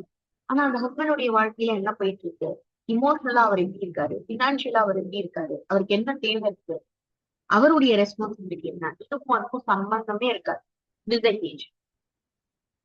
இதுக்கு நேர்மாறாக இருக்கக்கூடியதுதான் 4வதாக பார்க்கக்கூடிய என்மெஷ். இங்க பாத்தீங்கன்னா என்ன கேட்காம எப்படி நீ வெளியில போனீங்க இவ்வளவு நேரம் ஆகும்னு சொல்லிட்டு போனியா? என்ன சாப்பிட்டுட்டு வந்துருவேன்னு சொல்லிட்டு போகணும்ல. நான் வெயிட் பண்ணிட்டே இருக்கேன்ல. பயங்கர எதையுமே கேட்காம செய்யக்கூடாது, சொல்லாம செய்யக்கூடாது, எங்களுடைய மூக்கு அங்க இல்லாம நீ எதையுமே செய்யக்கூடாது. பயங்கர இன்வெஸ்ட்மெண்ட். சோ இது ரெண்டுத்துக்கும் நடுவுல இருக்கிறது என்ன அப்படின்னா, தேவைப்படும் போது செப்பரேட். இப்ப வெளிநாட்டுல வாழ்ந்துட்டு இருக்காங்க, அவங்களுடைய வாழ்க்கையை அவங்க பாக்குறாங்க. இங்க இருக்கக்கூடிய ஃபேமிலி 2 பேருமே ஃபேமிலி தான். இவங்க இவங்களுடைய வேலையை பாக்குறாங்க. எங்க இணக்கம் தேவைப்படுதோ, லைக் எப்ப அவங்க வராங்க ஊருக்கு, அவங்க சேர்ந்திருக்காங்க, ஒரு ஃபேமிலி ஃபங்க்ஷனுக்கு அட்டென்ட் பண்றாங்க, ஸோ செப்பரேட். கனெக்டட் அப்படின்னு சொல்லும் போது என்னன்னா, எல்லா விஷயங்களுக்கும் கனெக்டட் ஆயிருக்கா. ஆனா என்ன பண்ணல, சும்மா எதுக்கு எடுத்தாலும் இன்வெஸ்ட்மெண்ட்டோ டிஸ்என்கேஜ்மெண்ட்டோ கிடையாது. எப்ப தேவை, ஒரு குழந்தைக்கு என்னுடைய சப்போர்ட் தேவைப்படுது, அந்த சப்போர்ட்டை ப்ரொவைட் பண்றேன். அடுத்ததாக என்ன அப்படின்னா, ஒரு குழந்தைக்கு அடுத்ததாக என்ன தேவைப்படுது, ஒரு லிபர்ட்டி தேவைப்படுது, அந்த லிபர்ட்டியை நான் ப்ரொவைட் பண்றேன். இது எல்லாமே பார்த்தாச்சு. அடாப்டபிலிட்டி அப்படின்னு பார்க்கும்போது ஒரு பக்கம் நம்ம என்ன பாக்குறோம் அப்படின்னா, கயாஸ் அப்படிங்கும் போது குடும்பத்துல சண்டை சச்சரவு, ஒரு லீடர்ஷிப்பே நீங்க பார்க்க முடியாது. யார் லீடர்னே தெரியாது. அவங்க வேலையை பார்ப்பாங்க. நீ யார் சொல்றது, நான் ஏன் கேட்கணும் அப்படின்ற மனநிலை. அதுக்கு நேர் மாறா ரிஜிட் அப்படின்னு பாத்தீங்கன்னா ஒருத்தர் இருப்பாரு, தாத்தா, சூரிய வம்சம் ஃபேமிலி மாதிரி. நான் சொல்றதுதான் நடக்கணும், நான் சொல்றதுதான் நீ கேட்கணும் அப்படின்ற மாதிரி ரிஜிடா இருக்கக்கூடிய அத்தாரிட்டேரியன் டைப். இது ரெண்டுத்துக்கும் நடுவுல இருக்கிறது பிளெக்சிபிலிட்டி அண்ட் ஸ்ட்ரக்சரபிலிட்டி. பிளெக்சிபிலிட்டி அப்படிங்கும் போது அந்த மாற்றத்துக்கு ஏற்ப நம்ம என்ன பண்றோம், ஒரு சலுகையை நம்ம கொடுக்கிறோம். பரவாயில்ல, அவங்க வெளியில போறாங்கன்னா போயிட்டு போட்டோம், அவங்க கரியருக்காக அவங்க ஊருக்கு போறாங்கன்னா போகட்டும். ஸ்ட்ரக்சர்ட் அப்படின்னு சொல்லும் போது கொஞ்சம் ரூல்ஸ் அண்ட் ரெகுலேஷன்ஸ் அதுல அதிகமா இருக்கும். எங்க குடும்பத்துல நாங்க இதுதான் செய்வோம், 18 வயசு வரைக்கும் நாங்க சொல்றதுதான் நீங்க கேட்கணும், அதுக்கப்புறம் நீங்க உங்களுடைய டெசிஷன் எடுக்கலாம், ஆனா இந்த வரையறைகளுக்கு உட்பட்டுதான் எடுக்க முடியும். ஸ்ட்ரக்சர்ட் அப்படின்னு சொல்லும் போது இது கொஞ்சம் அந்த ஃப்ரீடம் அப்படின்றது கம்மியாக இருக்கும். ஆனா ரெஸ்பான்சிபிலிட்டி ஸ்ட்ரக்சர்டா எங்க கொடுக்கணுமோ அங்க கொடுப்பாங்க. இந்த 4 விஷயம் கிளியரா உங்களுக்கு? Any doubts?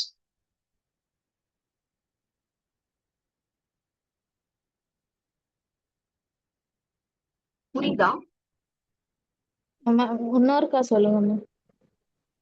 ஓகே. சோ கொஹெஷன்னா என்ன, அடாப்டபிலிட்டினா என்ன, புரிஞ்சிருச்சா? Yes ma'am. கொஹெஷன்னா இணக்கம், அடாப்டபிலிட்டினா ஏத்துக்கிறது. மாற்றத்துக்கு ஏற்ப நம்ம மாத்திக்கிறது, ஏத்துக்கிறது அடாப்டபிலிட்டி. எஸ். கொஹெஷனை 4 வகையா பிரிக்கிறாங்க. கொஹெஷன் எப்படி அப்படின்னு பாத்தீங்கன்னா, அந்த இணக்கம் ரொம்ப டூ மச்சா இருக்கு, நீங்க கேட்காம நீங்க எதுவுமே பண்ணக்கூடாது அப்படின்னா அது இன்வெஸ்ட்மெண்டா மாறும். அளவுக்கு மிஞ்சின இணக்கம். ஏன் போறீங்க, ஏன் அந்த நபரோட பேசுறீங்க, என்ன கேட்காம எப்படி நீங்க பேசலாம்? So too much closeness. எந்த ரிலேஷன்ஷிப்ல இருந்தாலும் பிரச்சனை. அதே மாதிரி டிஸ்எங்கேஜ், யார்கிட்ட பேசினா எனக்கு என்ன, அந்த மாதிரி டிஸ்எங்கேஜா. பேரண்ட்ஸ் உடைய ஸ்டைலும் இப்ப நம்ம பாக்குறோம். குழந்தைங்க யார்கிட்ட பேசுறாங்க, யூடியூப்ல என்ன பாக்குறாங்க, எத்தனை மணி நேரம் செலவிடுறாங்க, அவங்க நல்ல ஃபுட்டை தான் சாப்பிடுறாங்களா, ஸ்கூல்ல என்ன பழகுறாங்க, அவங்க ஸ்கூல்ல என்ன நடந்து, ஒண்ணுமே அது புரிஞ்சுக்கிறது. So completely disengage. இந்த 2 விஷயத்துக்கு நடுவுல இருக்கக்கூடிய செப்பரேட்டட் அண்ட் கனெக்டட். அப்ப செப்பரேட்டட் அப்படின்னு நம்ம எடுத்து பார்த்தோம்னா, இங்க என்ன ஆறாங்க அப்படிங்கும்போது தேவைக்கேற்ப இவங்க பிரிஞ்சிடறாங்க, ஆனா இணக்கம் குறையல. இப்ப ஒருத்தவங்க என்ன பண்றாங்க, ஒரு ஃபேமிலியா ஒரே வீட்டுல இருக்கணும் அப்படின்றது கிடையாது, நான் வெளியில போறேன், தேவை அப்படிங்கும் போது ஆஸ் அ ஃபேமிலியா நான் என்னுடைய ரோல் அண்ட் ரெஸ்பான்சிபிலிட்டி என்னவோ அதை பூர்த்தி. இப்ப செப்பரேட்டட். கனெக்டட் அப்படிங்கும் போது என்னன்னா, இவங்க டிஸ்டன்ஸ்ல இருந்தாலும் சரி, கூட இருந்தாலும் சரி, அந்த இணக்கம் அப்படின்றது கொஞ்சம் அதிகமாக. தேவை அப்படிங்கும் போது இங்கேயும் செப்பரேட் ஆறாங்க, ஆனா கனெக்டடா இருக்காங்க. இப்போ ஒரு பையன் வெளிநாட்டுக்கு போறான், ஒரு செப்பரேஷன் தான், பிசிக்கலான செப்பரேஷன் தான். ஆனாலும் என்ன, கூட இருந்தா மருந்து சாப்பிட்டியாமா, சாப்பாடு சாப்பிட்டியா, உடம்பு எப்படி இருக்கு, சோ கனெக்டடா இருக்காங்க. ஒவ்வொரு நிமிஷமும் அவங்களுடைய அந்த அந்த டிஸ்டன்ஸ் ஒரு இஷ்யூ கிடையாது, தே ஆர் கனெக்டட். புரியுதா? Yes ma'am. Ma'am, Adaptability. Yeah. ma'am, this chart is this chart in that booklet, ma'am? Let me check. Yes புக்ல இருக்கு. Page number 87. Oh, Okay. thank you.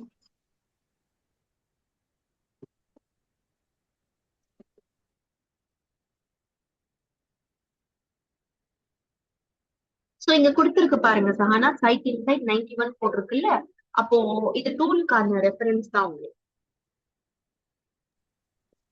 உங்களுடைய ம். என்னோட புக்ல பேஜ் நம்பர் 84 வரையும் தான் மேம் இருக்குது. எஸ் மேம், எனக்கும் 84 வரைக்கும் தான் இருக்கு. ஃபேமிலி கவுன்சிலிங் அண்ட் தெரப்பின்னு ஒரு புக்லெட் அனுப்புனாங்கல்ல, அதுல இருக்கே. ஆமா. ஃபேமிலி கவுன்சிலிங் அண்ட் தெரப்பி புக்ல பேஜ் நம்பர் 84 வரையும் தான் மேம் இருக்குது. அப்படியா? எனக்கு ஃபுல்லா இருக்கே.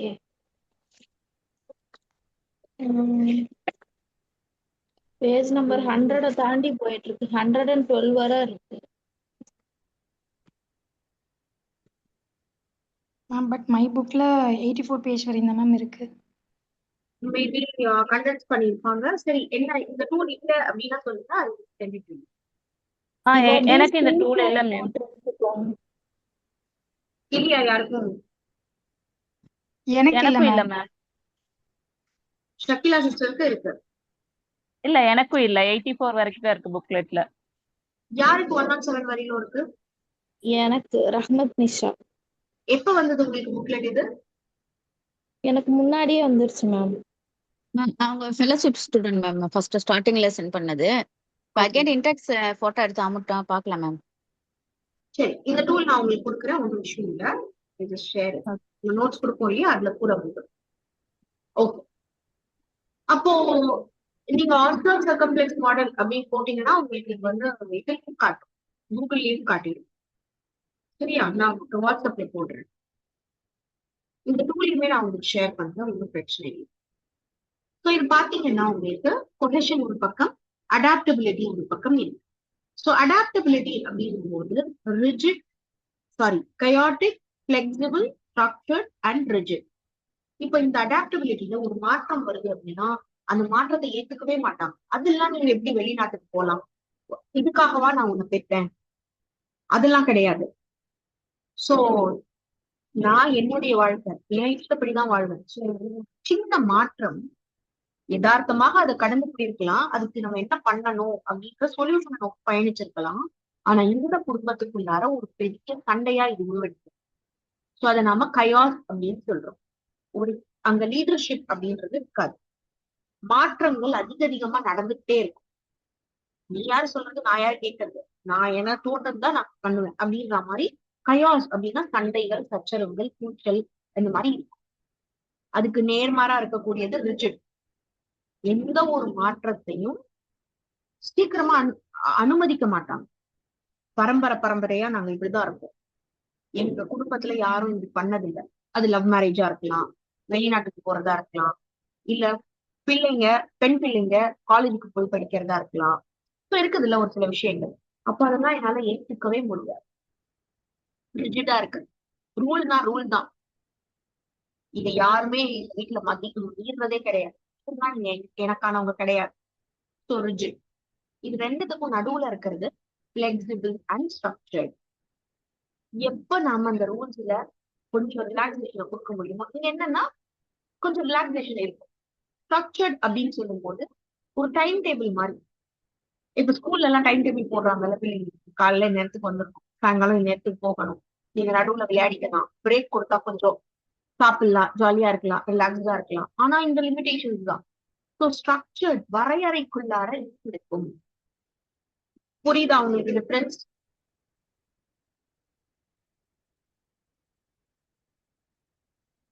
புரியுது மேம். எல்லாருக்கும் இதை இன்னும் டீட்டெயிலா நம்ம டிஸ்கஸ் பண்ணுவோம், அப்போ இன்னும் புரியும் உங்களுக்கு. 4 டைப்ஸ் புரிஞ்சிருச்சா?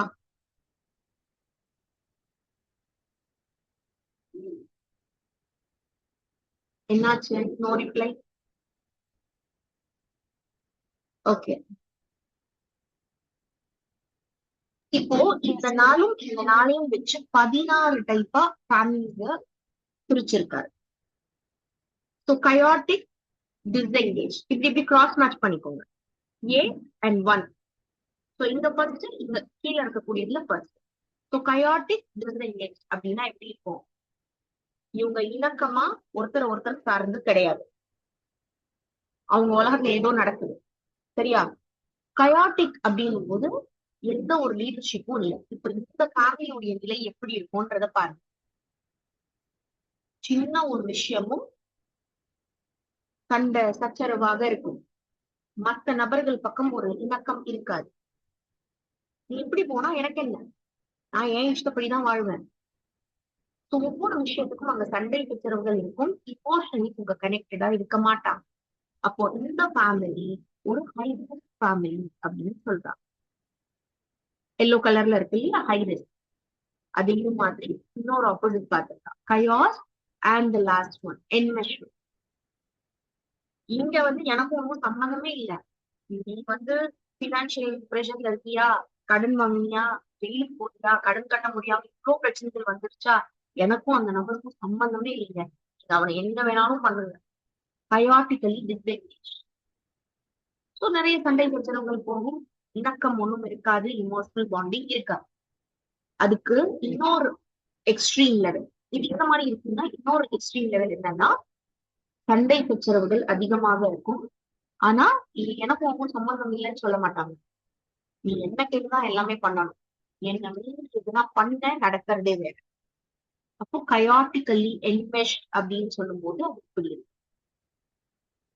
புரியுதா? என்ன கேட்காம நீ வெளியில போக கூடாது, என்ன கேட்காம நீ அந்த டெசிஷன் எடுக்க கூடாது. ரொம்ப என்மெஷ்டா உங்களை ஒண்ணு பின்னி பிணைஞ்சு இருக்கிறது, ரொம்ப இணக்கமா இருக்கு. அண்டர் கண்ட்ரோல்ல வச்சிருக்காங்கன்னு சொல்லலாம் இல்ல? அண்டர் கண்ட்ரோல் தான் கொஞ்சம் லீடர்ஷிப் இருக்கும் இல்லையா? ஆனா ரொம்பவே என்ன சொல்றது, இப்ப ரொம்ப இணக்கத்தை காட்டுறதுனால சண்டைகள் வரும்.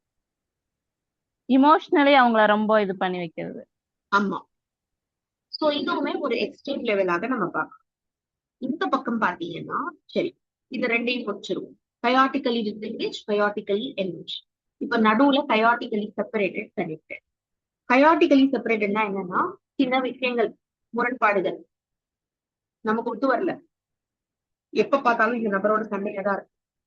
அப்ப இவங்க என்ன பண்றாங்க, சின்ன சின்ன விஷயங்களும் சண்டை போட்டுட்டு நான் இந்த வீட்டுல இருக்க மாட்டேன், தனியா போயிட்டேன். ஸோ கயாட்டிக்கலி சண்டை போட்டு சச்சரவு தெரிஞ்சு செப்பரேட் ஆகுது. ஒரு சில குடும்பங்கள்ல ஒரு பிரச்சனை வருது அப்படின்னா இந்த சுமூகமான ஒரு இதை ஏற்படுத்தும். எதுக்கு நம்ம சண்டை போட்டு அசிங்கமா எல்லாரும் முன்னாடியும் செப்பரேட் ஆகிறதுக்கு பதிலா நம்ம லிமிடேஷன் என்ன சொல்யூஷனா நம்ம அதை எடுத்துக்கலாம் அப்படிங்கிறது. ஆனா இந்த கயாட்டிக்கலி செப்பரேட்டட்ல எப்படி இருக்கும்னா, சின்ன விஷயமும் ஒரு சண்டை சச்சரவாக முடியும், செப்பரேஷனுக்கு போயிருக்காங்க. கயாட்டிக்கலி கனெக்டட், கயாஸ்னாலே சண்டை சச்சரவு, அங்க லீடர்ஷிப் இருக்காது, எல்லாருமே ஒவ்வொரு நபருமே மேலோங்கி இருப்பாங்க, அதன் காரணமாக செப்பரேட் ஆறாங்க இமோஷனலா. கயாட்டிக்கலி கனெக்டட் அப்படிங்கும் போது தான் இருக்காங்க, இமோஷனல் பாண்ட் எல்லாம் இருக்கு, ஆனா எப்ப பார்த்தாலும் சண்டைகள் சச்சரவுகள் வந்துட்டே இருக்கு. புரியுதா?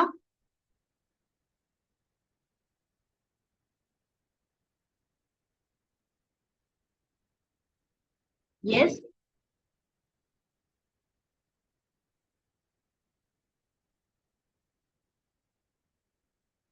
உங்களுக்கு போர் அடிக்குதா?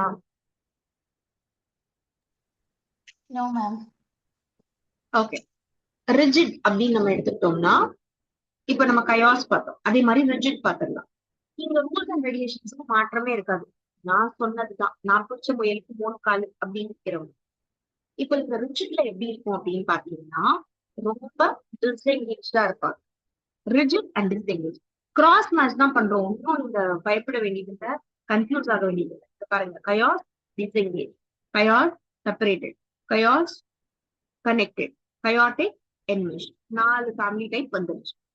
அதே மாதிரி நான் என்ன பண்றேன், flexible disengage, flexible separated, flexible connected, flexible enmesh, இங்க இருக்கக்கூடிய 4 ஃபேமிலி டைப் வந்துருச்சு. மூன்றாவதாக ஸ்ட்ரக்சர்ட், ஸ்ட்ரக்சர்டா டிஸ்எங்கேஜ், ஸ்ட்ரக்சர்டா செப்பரேட்டட், ஸ்ட்ரக்சர்டா கனெக்டட், ஸ்ட்ரக்சர்டா என்மெஷ்டா இருக்கா. இதே மாதிரி rigid, rigidly disengaged, rigidly separated, rigidly connected, rigidly enmeshed. So rigidly disengaged அப்படிங்கிறத பாத்தீங்கன்னா ரூல்ஸ் அண்ட் ரெகுலேஷன்ஸ் இவங்கள வந்து அடாப்டபிலிட்டி டு சேஞ்ச் வந்து ரிஜிடா இருக்கு. ஒரு மாற்றம் வருதுன்னா மாறுறதுக்கு அவங்க தயார் கிடையாது. அதே அவங்க ஃபேமிலிக்குள்ள இருக்கக்கூடிய கொஹெஷன் எப்படி இருக்கு, டிஸ்எங்கேஜ்டா இருக்காங்க. சிம்பிளா நீங்க 2 வார்த்தையை வச்சு புரிஞ்சுக்க. இவங்களுடைய அடாப்டபிலிட்டி, ரெஸ்பான்ஸ் டு சேஞ்ச் எப்படி இருக்கு, ரிஜிடா இருக்கு. என்னாலலாம் அந்த மாற்றத்தை ஏத்துக்க முடியாது. ஓ அந்த மாற்றம் தேவையா, உனக்கும் எனக்கும் சம்மந்தமே இல்லை, இமோஷனல் டிஸ்கனெக்ட். அதே மாதிரி இவங்களுடைய இந்த மூலையில இருக்கக்கூடியத பார்ப்போம், ரிஜிட்லி என்மெஷ்ட். சோ இந்த அடாப்டபிலிட்டி எப்படி இருக்கு, ரிஜிட்ல ஸ்ட்ராங்கா இருக்கு. எந்த மாற்றத்துக்காகவும் இவங்க விட்டு கொடுக்குற மாதிரி இல்ல, ரொம்ப அதுல பிடிவாதமா இருக்காங்க, ரிஜிடா இருக்காங்க அண்ட் என்மெஷ்டா இருக்காங்க. கல்யாணமானா என் பிள்ளை இல்லைன்னு ஆயிடுமா, அதெல்லாம் நீ தனியாலாம் போக கூடாது, நான் சொல்றதுதான் நடக்கணும், என்ன கேட்டுதான் எல்லா விஷயங்களும் செய்யணும். எங்க மாமியார் என்னை இப்படிதான் நடத்துனாங்க, இது பரம்பரை பரம்பரையா இப்படிதான் நடக்கும். இப்ப உங்களுடைய கால சூழ்நிலை, ஜெனரேஷன் கேப் பேசுறோம் இல்லையா, உங்க குடும்பத்துல வேறங்க. அப்ப வந்து அந்த மாதிரி இருந்தது. ஆனா இப்போ விமன் எம்பவர்மெண்ட் நடந்தது. அவங்க கரியர் வந்துட்டா வெளியில போக வேண்டியது, குடும்ப சுமைகளை எல்லாம் நீங்க அங்க போட்டீங்கன்னா அவங்களால கரியர்ல போக்கஸ் பண்ண முடியாது. அவங்களுக்கு ஒரு ஹெல்த் தேவை, அதெல்லாம் கிடையாது. மருமகள் தான் எல்லாம் சமைப்பாங்க, மருமக தான் சொந்த பேச்ச கேட்டுட்டு இருக்கணும். எங்க வீட்டு பிள்ளைங்க இப்படிதான் இருப்பாங்க, பேரம் பேட்டிக்கு இதெல்லாம் செய்யணும். சோ ரிஜிடா இருப்பாங்க, என்மெஷ்டா இருப்பாங்க, ஃப்ரீடத்தை கொடுக்க மாட்டாங்க. நீங்க எங்க குழந்தைங்க இமோஷனல் பிளாக்மெயில் மாதிரி. புரியுதா உங்களுக்கு ஃபேமிலி டைப்? புரியுது மேம். சோ சிம்பிளா நீங்க புரிஞ்சுக்கணும்னா பொசிஷனுடைய தீவிரங்கள் எப்படி இருக்கும், இந்த டைப்ஸ புரிஞ்சுக்கிட்டீங்கன்னா இந்த இந்த சார்ட் உங்களுக்கு ஈஸியாவே புரிஞ்சுக்கும். அடாப்டபிலிட்டி அப்படின்னும் போது ஒரு மாற்றம் வந்தாலே சண்டை, சச்சரவுகள், கயாஸ். எந்த ஒரு மாற்றத்தையும் எடுத்துக்கக்கூடிய மனநிலையே கிடையாது. அவங்க என்ன சொல்றாங்களோ அதுதான். காலம் காலமாக இதுதான் எங்க ஃபேமிலியில ரூல் அப்படின்னா அது ஃபாலோ பண்ணியே ஆகணும். மாறுக்கிறது எதுவுமே கிடையாது. குழந்தைங்களுடைய குழந்தைங்களுக்கு என்னது, பெரியவங்க நாங்க சொல்றதுதான் நடக்கணும், நாங்க சொல்றதுதான் நீங்க கேட்கணும். அப்ப ரிஜிடா இருக்காங்க. பிளெக்சிபிள் அப்படின்னு சொல்லும் போது இண்டிபெண்டன்சி அதிகமாக இருக்கு. பரவாயில்ல, உங்களுக்கு ஏத்த மாதிரி நீங்க விட்டுருங்க. பிளெக்சிபிள். ஸ்ட்ரக்சர்ட் இப்ப இதுல எது மேம் ஒரு ஹெல்த்தியான ஃபேமிலினா அது எப்படி இருக்கணும்? சொல்றேன். ஸ்ட்ரக்சர்ட் அப்படின்னு சொல்லும் போது ரூல்ஸ் அண்ட் ரெகுலேஷன்ஸ், ஸ்கூலுடைய டைம் டேபிள் சொன்னேன்ல, இத பாரு, உனக்கான ஃப்ரீடம் கொடுத்தாச்சு. நீ ஸ்கூலுக்கு போற, காலேஜுக்கு போற, வெளியில போற, பெண் பிள்ளை படிக்க கூடாது அப்படின்னாலும் நாங்க என்ன பண்ணோம், நாங்க கொடுக்குறோம் ஃப்ரீடம். எங்க பிள்ளைங்க படிக்கட்டும், முன்னேறட்டும், காலம் மாறிடுச்சு. சோ அந்த ரெஸ்பான்ஸ் டு சேஞ்ச் அவங்க ஏத்துக்கிறாங்க. ஆனால் ஒரு சில கண்டிஷன் இருக்கு. சாயங்காலம் ஸ்கூலை முடிச்ச உடனே வீட்டுக்கு வந்தாகணும், காலேஜ் முடிச்ச உடனே வீட்டுக்கு வந்தாகணும். அந்த இண்டிபெண்டன்ஸியை மிஸ்யூஸ் பண்ணக்கூடாது. இந்த வரையறைகள் தான் உட்பட்டு நீ இருக்கணும். தேவைன்னும் போது நாங்க ஃப்ரீடம் கொடுக்கணும், தேவைன்னும் போது நாங்க கண்ட்ரோல் பண்ணணும். அந்த மாதிரி இருக்கக்கூடியதுதான் ஸ்ட்ரக்சர். இப்போ இந்த 4 விஷயங்கள் இருக்கு இல்லையா, இந்த எல்லோல இருக்கக்கூடிய 4 விஷயங்கள் ஹை கிரைசிஸ். இவங்களுடைய இணக்கம் எப்படி இருக்குன்னா டிஸ்எங்கேஜ்டா இருக்கு.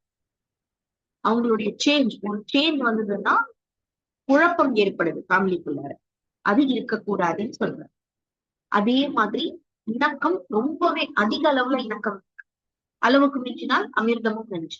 அண்ட் சேஞ்ச் வந்தது அப்படின்னா குழப்பம் தான் அங்க வருது. அப்ப இந்த ஃபேமிலியும் சரியில்லை, ரிஜிட்லி டிஸ்எங்கேஜ், மாற்றத்துக்கு தயாரே கிடையாது, இணக்கமும் டிஸ்எங்கேஜ்டா இருக்கு. அதே மாதிரி இந்த 4வது மாறுறதுக்கு ரெடி கிடையாது, ரிஜிட். ஆனால் இன்வெஸ்ட்மெண்ட்டும் அளவுக்கு அதிகமான இன்வெஸ்ட்மெண்டா இருக்கு. சோ இந்த 4 ஃபேமிலிஸுமே சரியான ஃபேமிலி கிடையாது. டொமஸ்டிக் கிரைசிஸ் அதிகமாக ஏற்படக்கூடிய ஹை ரிஸ்க்ல இருக்கு அப்படின்னு சொல்றாங்க. இப்ப சென்டர்ல இருக்கக்கூடிய ப்ளூ இருக்குது இல்லையா, இந்த ப்ளூல இருக்கக்கூடிய 4 ஃபேமிலி டைப் தான் ஒரு மாடரேட்டான family type. Like okay good, மாடரேட்னு சொல்ல முடியாது, இது வந்து புவர் அப்படின்னு சொல்லலாம். இது வந்து ஓகே, குட். இந்த சைட்ல இருக்கிறது மாடரேட் ஃபேமிலி. இப்போ இந்த ஸ்கை ப்ளூ கலர்ல இருக்கக்கூடிய இந்த ப்ளூ கலர் என்ன இண்டிகேட் பண்ணுதுன்னா 4 ஃபேமிலி டைப்ஸ் இருக்கு. ஸோ இங்க தேவையான அளவு இண்டிபெண்டன்ஸ் இருக்கு. ஸோ இங்க அடாப்டபிலிட்டி டு சேஞ்ச் எப்படி இருக்கு, ஃபிளெக்சிபிள் அவங்க விட்டுறாங்க, போகட்டும் குழந்தைங்க வளரக்கூடியது. ஸோ கொஹெஷன் இமோஷனல் எப்படி இருக்கு, ஒரு தனிமை கொடுத்து அவங்க அனுப்புறாங்க, ஒன்றும் பிரச்சனை இல்லை அப்படின்ற மாதிரி இருக்கு. ரொம்ப இணக்கத்தை, ரொம்ப அந்த என்ன சொல்றது, அந்த ஃபேமிலி பாண்டை நீங்க பார்க்க முடியல அப்படின்னா கூட தேவைப்படும் போது அவங்க வருவாங்க. Then and there on and off நீங்க பார்க்க முடியும். தென் ஃபிளெக்சிபிளி கனெக்டட் அப்படின்னு சொல்லும்போது வெளியிலதான், நான் சொன்னேன்ல, வெளியிலதான் இருக்காங்க, ஆனாலும் என்ன எல்லா விஷயங்களையும் கனெக்ட் ஆறாங்க. So flexibly connect. Structurally separated அப்படிங்கும் போது இவங்க தூரமா தான் இருக்காங்க, ஆனாலும் என்ன ரூல்ஸ் அண்ட் ரெகுலேஷன்ஸ், அது செய்யணும் இது செய்யக்கூடாது அப்படிலாம் இல்லை. ஸ்ட்ரக்சரலி கனெக்டட் அப்படிங்கும் போது இணைஞ்சிருக்காங்க, அதுலயுமே என்ன ரூல்ஸ் அண்ட் ரெகுலேஷன்ஸ் இருக்கு. புரியுதா?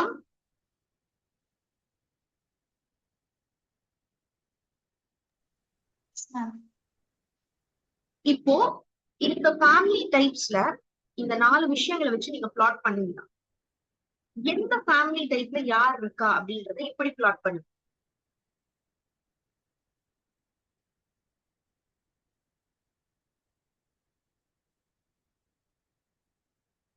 சென்டர்ல இருக்கக்கூடிய ஃபேமிலிஸ்ல எப்படின்னு பாத்தீங்கன்னா நீங்க ப்ராப்ளமே இருக்காதுன்னு சொல்ல முடியாது, முகப்படவே மாட்டாங்க, ரொம்ப ஹாப்பியஸ்டான ஃபேமிலி அப்படின்னு. குழுக்களுக்குள்ளாரையும் அந்த இமோஷனல் பாண்டிங் அப்படின்றது கொஞ்சம் அப் அண்ட் டவுனா இருக்கும். அடாப்டபிலிட்டி சேஞ்ச் வருது அப்படின்னா கொஞ்சம் சின்ன சின்ன பிரச்சனைகள் வரலாம், ஆனா கயோஸ் ரொம்ப தீவிரமாக இருக்காது. ஒரு மாற்றத்தை ஏத்துக்கவே மாட்டோம் அப்படின்னு ரிஜிடா இருக்க மாட்டாங்க. ஒண்ணு இண்டிபெண்டன்சி அதிகமா இருக்கும், சரி போ உனக்கு தேவையானது நீ பாத்துக்கோ, ஆனாலும் நீ என் ஃபேமிலி தான். பிளெக்சிபிளா இருப்பாங்க. பிளெக்சிபிள் அப்படின்னு சொல்லும் போது இண்டிபெண்டன்சி அதிகமா இருக்கும். ஸ்ட்ரக்சர் அப்படின்னு சொல்லும் போது ரூல்ஸ் அண்ட் ரெகுலேஷன்ஸ் கொஞ்சம் அதிகமா இருக்கும், ஆனா ரிஜிட் மாதிரி தீவிரமா இருக்காது. கயாஸ் மாதிரி நீ என்ன வேணாலும் பண்ணலாம் அப்படின்னு இருக்காது. டிஃபரன்ஸ் புரியுதா உங்களுக்கு? புரியுது மேம். அப்போ இந்த 4 ஃபேமிலி வந்து ஒரு சீரான ஒரு கட்டமைப்பு. பிரச்சனைகள் வரும், ஆனா இவங்க ஒன்னா நிற்பாங்க. மாடரேட் அப்படின்னு சொல்றோம் இல்லையா, இங்கேயுமே நீங்க இப்படியே பார்க்கலாம். கயாட்டிக்கலி செப்பரேட்டட்னா, கயாஸ்னா சண்டை, செப்பரேட்டட்னா இமோஷனலா இவங்க செப்பரேட்டடா இருக்காங்க, தேவையின் போது வருவாங்க, அதுதான் செப்பரேஷன். இப்ப வெளிநாட்டுல இருக்காங்க, அவங்களுக்கு எதனா தேவை, இவங்களுக்கு எதனா தேவை அப்படின்னு, அது வரைக்கும் நான் என் வாழ்க்கையை பாக்குறேன், நீங்க உங்க வாழ்க்கையை பாருங்க, அது செப்பரேட்டட். கயாஸ் அப்படிங்கும் போது அந்த சண்டைகள் இருக்கு, அடாப்டபிலிட்டி சேஞ்ச் வந்தா அந்த குடும்பம் ஒரு மாற்றத்துக்கு போகுது. அந்த மாற்றம் வராத வரைக்கும் பல ஃபேமிலிஸ் வந்து சிறந்த ஃபேமிலியாவே இருப்பாங்க. எப்ப ஒரு மாற்றம் வருதோ அது என்ன பண்ணும், ஒரு புயல் மாதிரி அந்த ஃபேமிலியை சிதைச்சு விட்டுட்டு போயிடும். நல்லா தான் மேம் இருக்கும், சூப்பரா தான் இருந்தோம், ஒரு ஜாப் லாஸ் வந்தது, ஒரு ஜாப் லாஸ் போனோடனே வீட்டுல பணப்பிரச்சனை வர ஆரம்பிச்சு. அந்த பண பிரச்சனையா இருந்தா எனக்கும் என் மாமியாருக்கு சண்டை வந்து, அவங்க எப்ப பார்த்தாலும் என்ன வந்து சந்தேகப்பட ஆரம்பிச்சிட்டாங்க. சொல்றோமா, இந்த ஒரு சுச்சுவேஷன். அதனால என்ன ஆனாங்க, கயாட்டிக்கலி செப்பரேட்டட். 2 பேருக்கும் ஒத்து வரணும், நாங்க தனியா போயிட்டோம், அவங்க தனியா இருக்காங்க. எப்பயாவது ஒரு கெட் டுகெதர் அப்படின்னா நம்ம போறோம், மத்த நேரங்கள்ல நான் என் வேலையை பார்ப்பேன், நான் தலையிட மாட்டேன். கயாட்டிக்கலி கனெக்டட் அப்படிங்கும் போது சண்டைகள் சச்சரவுகள் போயிட்டே இருக்கும், ஆனாலும் கனெக்டடா இருப்பாங்க. என்ன நடந்தது வேவ் பார்த்துக்கிட்டே இருக்கிறது, என்ன நடக்குது எது போகுது. So chaotically connected. இந்த மாதிரி நீங்க 8 டைப்ஸ் ஆஃப் ஃபேமிலிஸை பார்க்க முடியும். ஒவ்வொன்றையும் கிராஸ் மேட்ச் பண்ணி நீங்க பாத்தீங்கன்னா உங்களுக்கு புரிஞ்சுது. அப்ப அந்த ஃபேமிலி எங்க இருக்கு அப்படின்ற மாதிரி இதை எடுத்து பிளாட் பண்ண முடியும். கிளியரா இருக்கா? டூ ஹெவியா இருக்கா புரிஞ்சுக்கிறதுக்கு?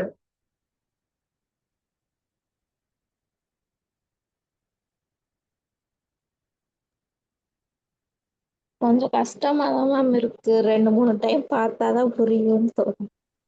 சரி, ஒன்றும் பிரச்சனை இல்லை. நீங்க என்ன பண்ணுங்க அப்படின்னா, இந்த அசஸ்மெண்ட் கொஸ்டினர் இருக்கும் புக்லெட்ல, இந்த அசஸ்மெண்ட் கொஸ்டினர் ஒவ்வொரு ஃபேமிலிக்கும் நம்ம கொடுத்து இப்ப இந்த டூல் இருக்கு இல்லையா, டூல்ல நீங்க எங்க இந்த ஃபேமிலி வருது அப்படின்றத கணிக்கிறீங்க.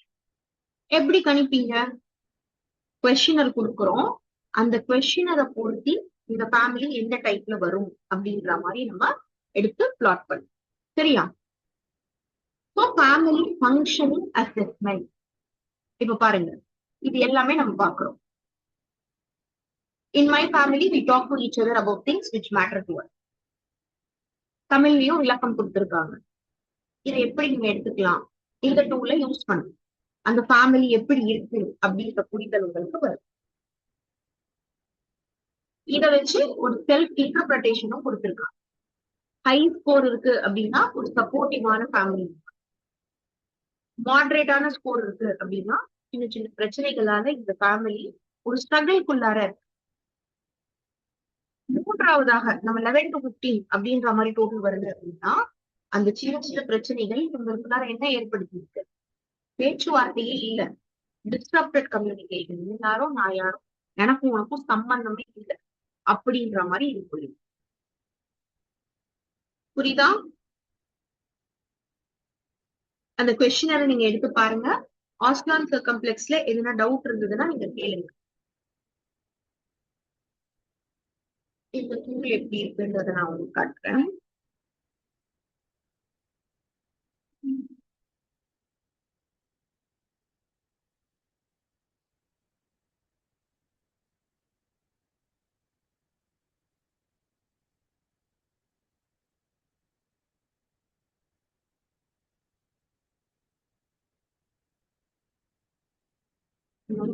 சொன்னல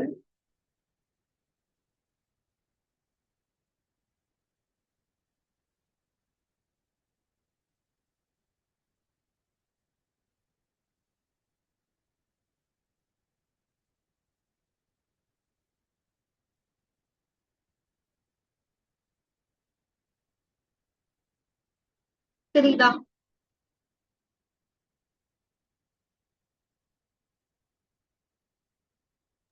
Yes, ma'am. இப்ப பாருங்க, இந்த கொஸ்டின்ஸ் இருக்கும். இந்த கொஸ்டின்ஸுக்கு தகுந்த மாதிரி நீங்க இந்த டூல்ல பிளாட் பண்ண முடியும். இதுலயே ஒரு எக்ஸ்பிளனேஷனும் கொடுத்திருக்கு, நான் இதை உங்களோட ஷேர் பண்றேன். சரியா? Tool cycle 91. ஒரு சில பேர் இல்லைன்னு சொல்லியிருக்கீங்க. நான் இந்த டூலையும் இதனுடைய டிஸ்கிரிப்ஷன் கொஸ்டின்ஸையும் நான் உங்களுக்கு ஷேர் பண்றேன். இதை நீங்க ஃபாலோ பண்ணி பாருங்க.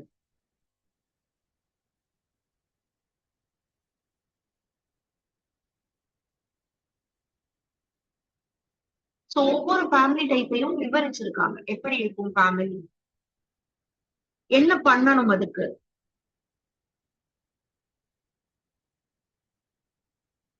சோ ஒரு சில கொஸ்டின்ஸ் கொடுத்து நாம இந்த ஃபேமிலி எந்த டைப்ல இவங்க வருவாங்க அப்படின்ற மாதிரி நம்ம பிளாட் பண்ணி.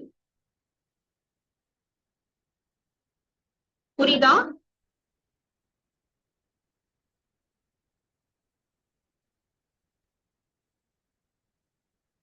இப்ப டிஸ்எங்கேஜ்டா இருக்கு. சரி மேம், நான் பிளாட் பண்ணிட்டேன், அடுத்ததான் நான் என்ன பண்ண போறேன் அப்படின்னா அதுக்கேத்த மாதிரி நீங்க என்ன பண்ணுவீங்க? உங்க கவுன்சிலிங் செஷன்ல உங்களுக்கு என்ன கொடுக்கலாம் அப்படின்றத ஃபாலோ பண்ணுவீங்க.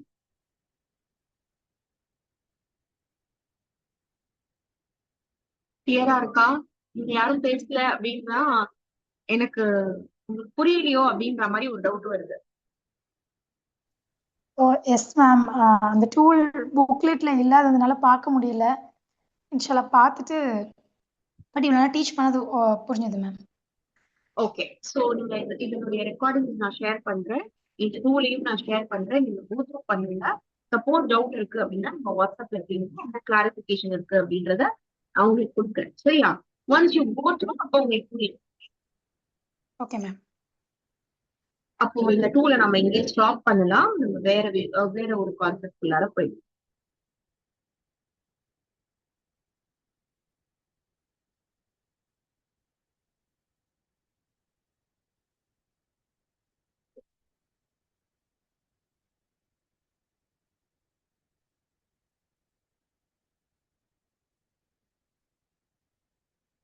ஸோ இது வந்து ஃபேமிலி ஃபங்க்ஷனிங்கான ஒரு விஷயம் தான் நம்ம இன்னைக்கு பார்த்தது. சரியா? இதுல நிறைய டிஃபிகல்டிஸ் வரும், இது அதர்வைஸ் அந்த சேலஞ்சஸ் வரும். அப்போ நமக்கு ஸ்ட்ரென்த் அண்ட் அடாப்டபிலிட்டி தேவை. அந்த ஸ்ட்ரென்த் அண்ட் அடாப்டபிலிட்டி எப்படி இருக்கணும்? உங்களுக்கு கம்யூனிகேஷன் ஸ்கில் வேணும், இன்டர்பர்சனல் ஸ்கில் வேணும், problem solving skill, creative thinking skill, team work. இதெல்லாம் எப்படி இருக்குன்னா ஒரு கார்பரேட் உலகத்துக்கு இது எல்லாமே வேணும். இன்னைக்கு நீங்க ஒரு ஜாப் இன்டர்வியூக்கு போனீங்கன்னா அவங்க கேட்பாங்க ப்ராப்ளம் சால்விங் இருக்கா, ஒரு எக்ஸாம்பிள் சொல்லுங்க, இல்லைன்னா ஒரு உதாரண ப்ராப்ளமே கொடுப்பாங்க. அதை எப்படி நீங்க ஹேண்டில் பண்ணுவீங்க? சோ இங்க அந்த ஆன்சரை போய் அவங்க என்ன பார்ப்பாங்க அப்படின்னா உங்களுக்கு அந்த ஸ்கில் இருக்கா, உங்க கற்பனையில உருவாக்கப்பட்ட ப்ராப்ளம்க்கு அவங்க என்ன மாதிரி சொல்யூஷன் கொடுக்குறாங்க. இதான் நான் சொல்றேன் என்ன அப்படின்னா இந்த ஸ்கில்ஸ் எல்லாம் வெறும் கார்பரேட் உலகத்துக்கும் ஜாப் வேர்ல்டுக்கும் படிப்பு ரீதியானதுக்கும் கிடையாது. உங்களுடைய ஃபேமிலிஸ்லயும் இதை நீங்க இம்ப்ளிமெண்ட் பண்ணணும். டீம் ஒர்க், ஃபேமிலிங்கிறதே ஒரு டீம். ஒரு சில ஒவ்வொரு நபருக்கும் ஒரு சில வெறுப்புகள் இருக்கும், ஒரு சில விருப்பங்கள் இருக்கும். நான் சொல்றதுதான் நடக்கணும். ரிஜிடா இருந்தீங்கன்னா எப்படி இருக்கு? ஃபேமிலியுடைய தலைமைத்துவம் அப்படின்னு சொல்றோம், லீடர்ஷிப். அந்த லீடர்ஷிப் எப்படி இருக்கணும்? எனக்கு கீழே இருக்கக்கூடிய நபர்களுடைய தேவைகள் என்ன இருக்கு, அதை எப்படி நம்ம பூர்த்தி செய்யலாம் அப்படின்னு போறது தானே லீடர்ஷிப். ஆனா நீங்க ரிஜிட் அப்படின்னு பாத்தீங்கன்னா அவர் எந்த ஒரு மாற்றத்தையும் ஒத்துக்க ரெடியே இல்லை. நான் சொல்றது சரி. அப்ப அந்த ஃபேமிலி எப்படி ஆகுது? முறிஞ்சு போகுது. ஒண்ணு சண்டைகள் போட்டுட்டு பிரிஞ்சு போறாங்க, கயாஸ் ஏற்படுது. அங்க ஒவ்வொரு ஃபேமிலி டைப்பும் அந்த நிலைப்பாடை காட்டுறதை நம்ம பார்க்கணும். தேவைப்படுது. அந்த டிஃபிகல்டிஸ் எல்லாம் வரும்போது அதை எப்படி நாம டிஃபிகல்டிஸ் வராம இருக்கும்னு சொல்ல முடியாது, மாற்றம் ஏற்படாமல் இருக்குன்னு நம்ம சொல்ல முடியும், முரண்பாடுகளே வராது வரக்கூடாதுன்னு நம்ம சொல்ல முடியாது. எல்லாமே வரும். வந்தால் இதை எப்படி நாம ஹேண்டில் பண்றோம், இந்த டிஃபிகல்டிஸை நம்ம எப்படி ஹேண்டில் பண்றோம், அந்த டூல் ஆஸ்டர் சர்க்கம்ப்ளெக்ஸ் மாடல் அப்படின்றது வந்து டூல். இதை நீங்க யூஸ் பண்ணியே ஆகணுமா? டிபெண்ட்ஸ். டூல் அப்படின்றது என்ன? உங்களுடைய பிராக்டிஸுக்கு ஒரு ஸ்பெசிபிகேஷன் தான் கொடுக்கும். என்கிட்ட வந்திருக்கக்கூடிய கிளைண்ட் அவங்களுடைய ஃபேமிலி டைனமிக்ஸ் எப்படி இருக்கு, அவங்களுக்கு ஏத்த ஒரு கான்ட்ரிபியூஷன் நான் எப்படி கொடுக்கலாம் அப்படின்ற மாதிரி போகுது. சரியா? பல ஃபேமிலிஸ்குள்ளார என்ன ஆகுது அப்படின்னு பாத்தீங்கன்னா இந்த டிஃபிகல்டிஸ் எல்லாம் ஏற்படுது இல்லையா, அது ஒரு டிஸ்ரப்டட் கம்யூனிகேஷன் ஏற்படுத்திருக்கு. ஃபர்ஸ்ட் நம்ம ஒரு சின்ன முரண்பாடா வந்தாலும் நம்ம கட் பண்ணக்கூடியது என்ன அப்படின்னு பாத்தீங்கன்னா பேச்சுவார்த்தை தான். என்கிட்ட பேசாது, உனக்கும் எனக்கும் எந்த ஒரு பேச்சுவார்த்தையும் கிடையாது. அப்ப என்ன ஆகுது? ஒருத்தருடைய இமோஷன்ஸ் இன்னொருத்தர் புரிஞ்சுக்கிறதுக்கு வாய்ப்பே இல்லை. அந்த விரிசல் இன்னும் பெருசாகுது. அதை நாம என்ன பண்ணணும்? நெகோசியேஷன் மூலியமாக அதை ஃபில் பண்ணணும். ஒண்ணும் இல்ல, ஒரு பிசினஸ்ல நம்ம எப்படி பேசுவோம், உனக்கும் எனக்கும் வேண்டாம், கம் அந்த மியூச்சுவல் கிரவுண்ட், ரெண்டு பேருக்கும் இணங்க ஒரு விஷயம் என்ன இருக்கு அப்படின்றத பாக்குறோம் இல்லையா? அதுதான் நம்ம ஒண்ணு சேர முடியும் அப்படின்னா ரீயூனியனுக்கான வாய்ப்பு இருக்கு. ஒத்தே வரமாட்டேங்குது மேம், அங்க நெகோசியேஷனே கிடையாது, எதுக்குமே ஒத்து வர மாட்டேங்கிறாங்க, டிவோர்ஸ் நோக்கி போகுது. புரியுதா?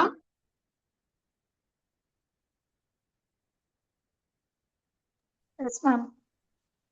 சோ இந்த டூலையும் நீங்க யூஸ் பண்ணி பாருங்க. மேஜரா நீங்க ஃபெல்லோஷிப் அண்ட் இப்ப டிப்ளமால பாத்தீங்கன்னா நம்ம இந்த டூல்ஸ் தான் இன்ட்ரடியூஸ் பண்றோம். டூல்ஸ் நீங்க யூஸ் பண்ண என்ன ஆகும் அப்படின்னா உங்களுடைய அசஸ்மெண்ட் ஸ்ட்ராங்கர் ஆகும். கான்செப்ட் புரியுதா உங்களுக்கு? ஃபேமிலி டைனமிக்ஸ் புரியுது மேம். சரி, நீங்க ட்ரை பண்ணி பார்த்துட்டு சொல்லுங்க. கொஞ்சம் ஹெவியா இருக்கிறது எனக்கு புரியுது, நீங்க ட்ரை பண்ணி பாருங்க. அடுத்ததாக நான் உங்களுக்கு ப்ரீ மேரிட்டல் கவுன்சிலிங், சரியா? நான் உங்களுக்கு ஒரு ஓவர்வியூ கொடுத்தேன். ரொம்ப சிம்பிளான ஒரு கான்செப்ட் தான். ப்ரீ மேரிட்டல் கவுன்சிலிங் கேள்விப்பட்டிருக்கீங்களா? கல்யாணத்துக்கு முன்னாடி அந்த பையனையும் பொண்ணையும் கூப்பிட்டு வச்சு பேசி ஒரு கவுன்சிலிங் மாதிரி கொடுத்து. இதனுடைய அவசியம் ஏன் இது செய்யணும்? மேரேஜ்க்கு அப்புறம் வர சின்ன சின்ன சண்டைனால நிறைய பேர் பிரிஞ்சு போறாங்க. அப்ப அந்த இதெல்லாம் நம்ம தவிர்க்கணும் அப்படின்னா அவங்களுக்கு ஒரு ப்ரீ மேரிட்டல் கவுன்சிலிங் வந்து அவசியமா இருக்கு. ஓகே, இது செய்யறதுனால சொல்லுங்க. எக்ஸ்பெக்டேஷன் அதிகமாக இருக்குது. சோஷியல் மீடியாவை பார்த்துட்டு, சினிமா பார்த்துட்டு, பட் மேரேஜ்குள்ளே என்ட்ரு ஆனதுக்கப்புறம் அது அப்படியே மாறுது. ஸோ இதுக்கு வந்து இந்த ப்ரீ மேரிட்டல் கவுன்சிலிங் வந்து பண்ணுறாங்க. ஆக்சுவலி இப்போ தான் நான் இந்த மாதிரி வேர்ட்லாம் கேள்விப்படுறேன். எங்களோட மேரேஜ் அப்போம்லாம் எனக்கு இது மாதிரி ஒரு வேர்டு இருக்குதுன்றதே தெரியாது. தெரிஞ்சிருந்தா அந்த நபரை விட்டுருக்க மாட்டீங்கல்ல. இல்ல மேம், கிறிஸ்டியானிட்டில இருக்கு, லாட்டின் கிறிஸ்டியானிட்டில இருக்குது. என் ஃப்ரெண்ட்ஸ் சொல்லியிருக்காங்க. ஓகே. அவங்க என்கேஜ்மெண்ட் ஆயிட்டா அந்த என்கேஜ்மெண்ட் ஆன அந்த வீக்ல இருந்து அவங்க அந்த சர்க்கிள்ல சொல்ற சர்ச்சில் 1 month to 3 month வரைக்கும் 2 பேருமே ஒன்னாதான் போகணும். நான் அப்ப கேட்டேன் பொண்ணுங்க கிட்ட, ஃப்ரெண்ட்ஸ் கிட்ட, அப்படின்னா என்ன சொல்லுவாங்க, உங்களோட மதத்தை பத்தி பிரயோஜனம் கிடையாது, பேசிக் எப்படி நடந்துக்கணும், ஏது பண்ணும், எங்க விட்டு கொடுக்கணும், அதை தான் சொல்லுவாங்க. அவங்க அந்த கவுன்சிலிங் போய் அந்த ஃபாதர் கிட்ட சைன் வாங்கினாதான் அந்த சர்ச்சில் அவங்களுக்கு மேரேஜ்க்கே இது. அவங்க கவுன்சிலிங் கம்ப்ளீட்டா வந்தாங்கன்னு அந்த ஃபாதர் லெட்டர்ல சைன் போட்டு கொடுக்கணும். Very good, very good. Okay, வேற எதுனா ஷேரிங்? சரி, ஒண்ணுமே இல்லை, சிம்பிளான கான்செப்ட்.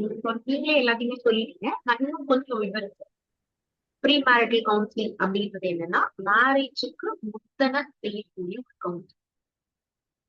நீங்க சொன்ன மாதிரிதான் கப்பிள்ஸை கூப்பிட்டு கவுன்சிலிங் ப்ரொவைட் பண்ணுங்க. ஃபர்ஸ்ட் இண்டிவிஜுவல் கவுன்சிலிங் நடக்குது. கவுன்சிலிங்ல 2 வகை இருக்கு, இண்டிவிஜுவல் அண்ட் குரூப். ஃபர்ஸ்ட் வந்து நம்ம என்ன பண்ணுவோம், இண்டிவிஜுவலா கூப்பிட்டோம். அடுத்ததாக கப்பிள் கவுன்சிலிங் மாதிரி இருக்கும். ஏன் இது அவசியம் அப்படின்னு பாத்தீங்கன்னா, ப்ரீ மேரிட்டல் கவுன்சிலிங் செய்யறதுனால மேரேஜ்ல பிரச்சனையே வராது, நடக்கவே நடக்காது அப்படின்னு எந்த ஒரு கேரண்டியும் உத்தரவாதமும் எந்த கவுன்சிலரும் கொடுக்க மாட்டாங்க.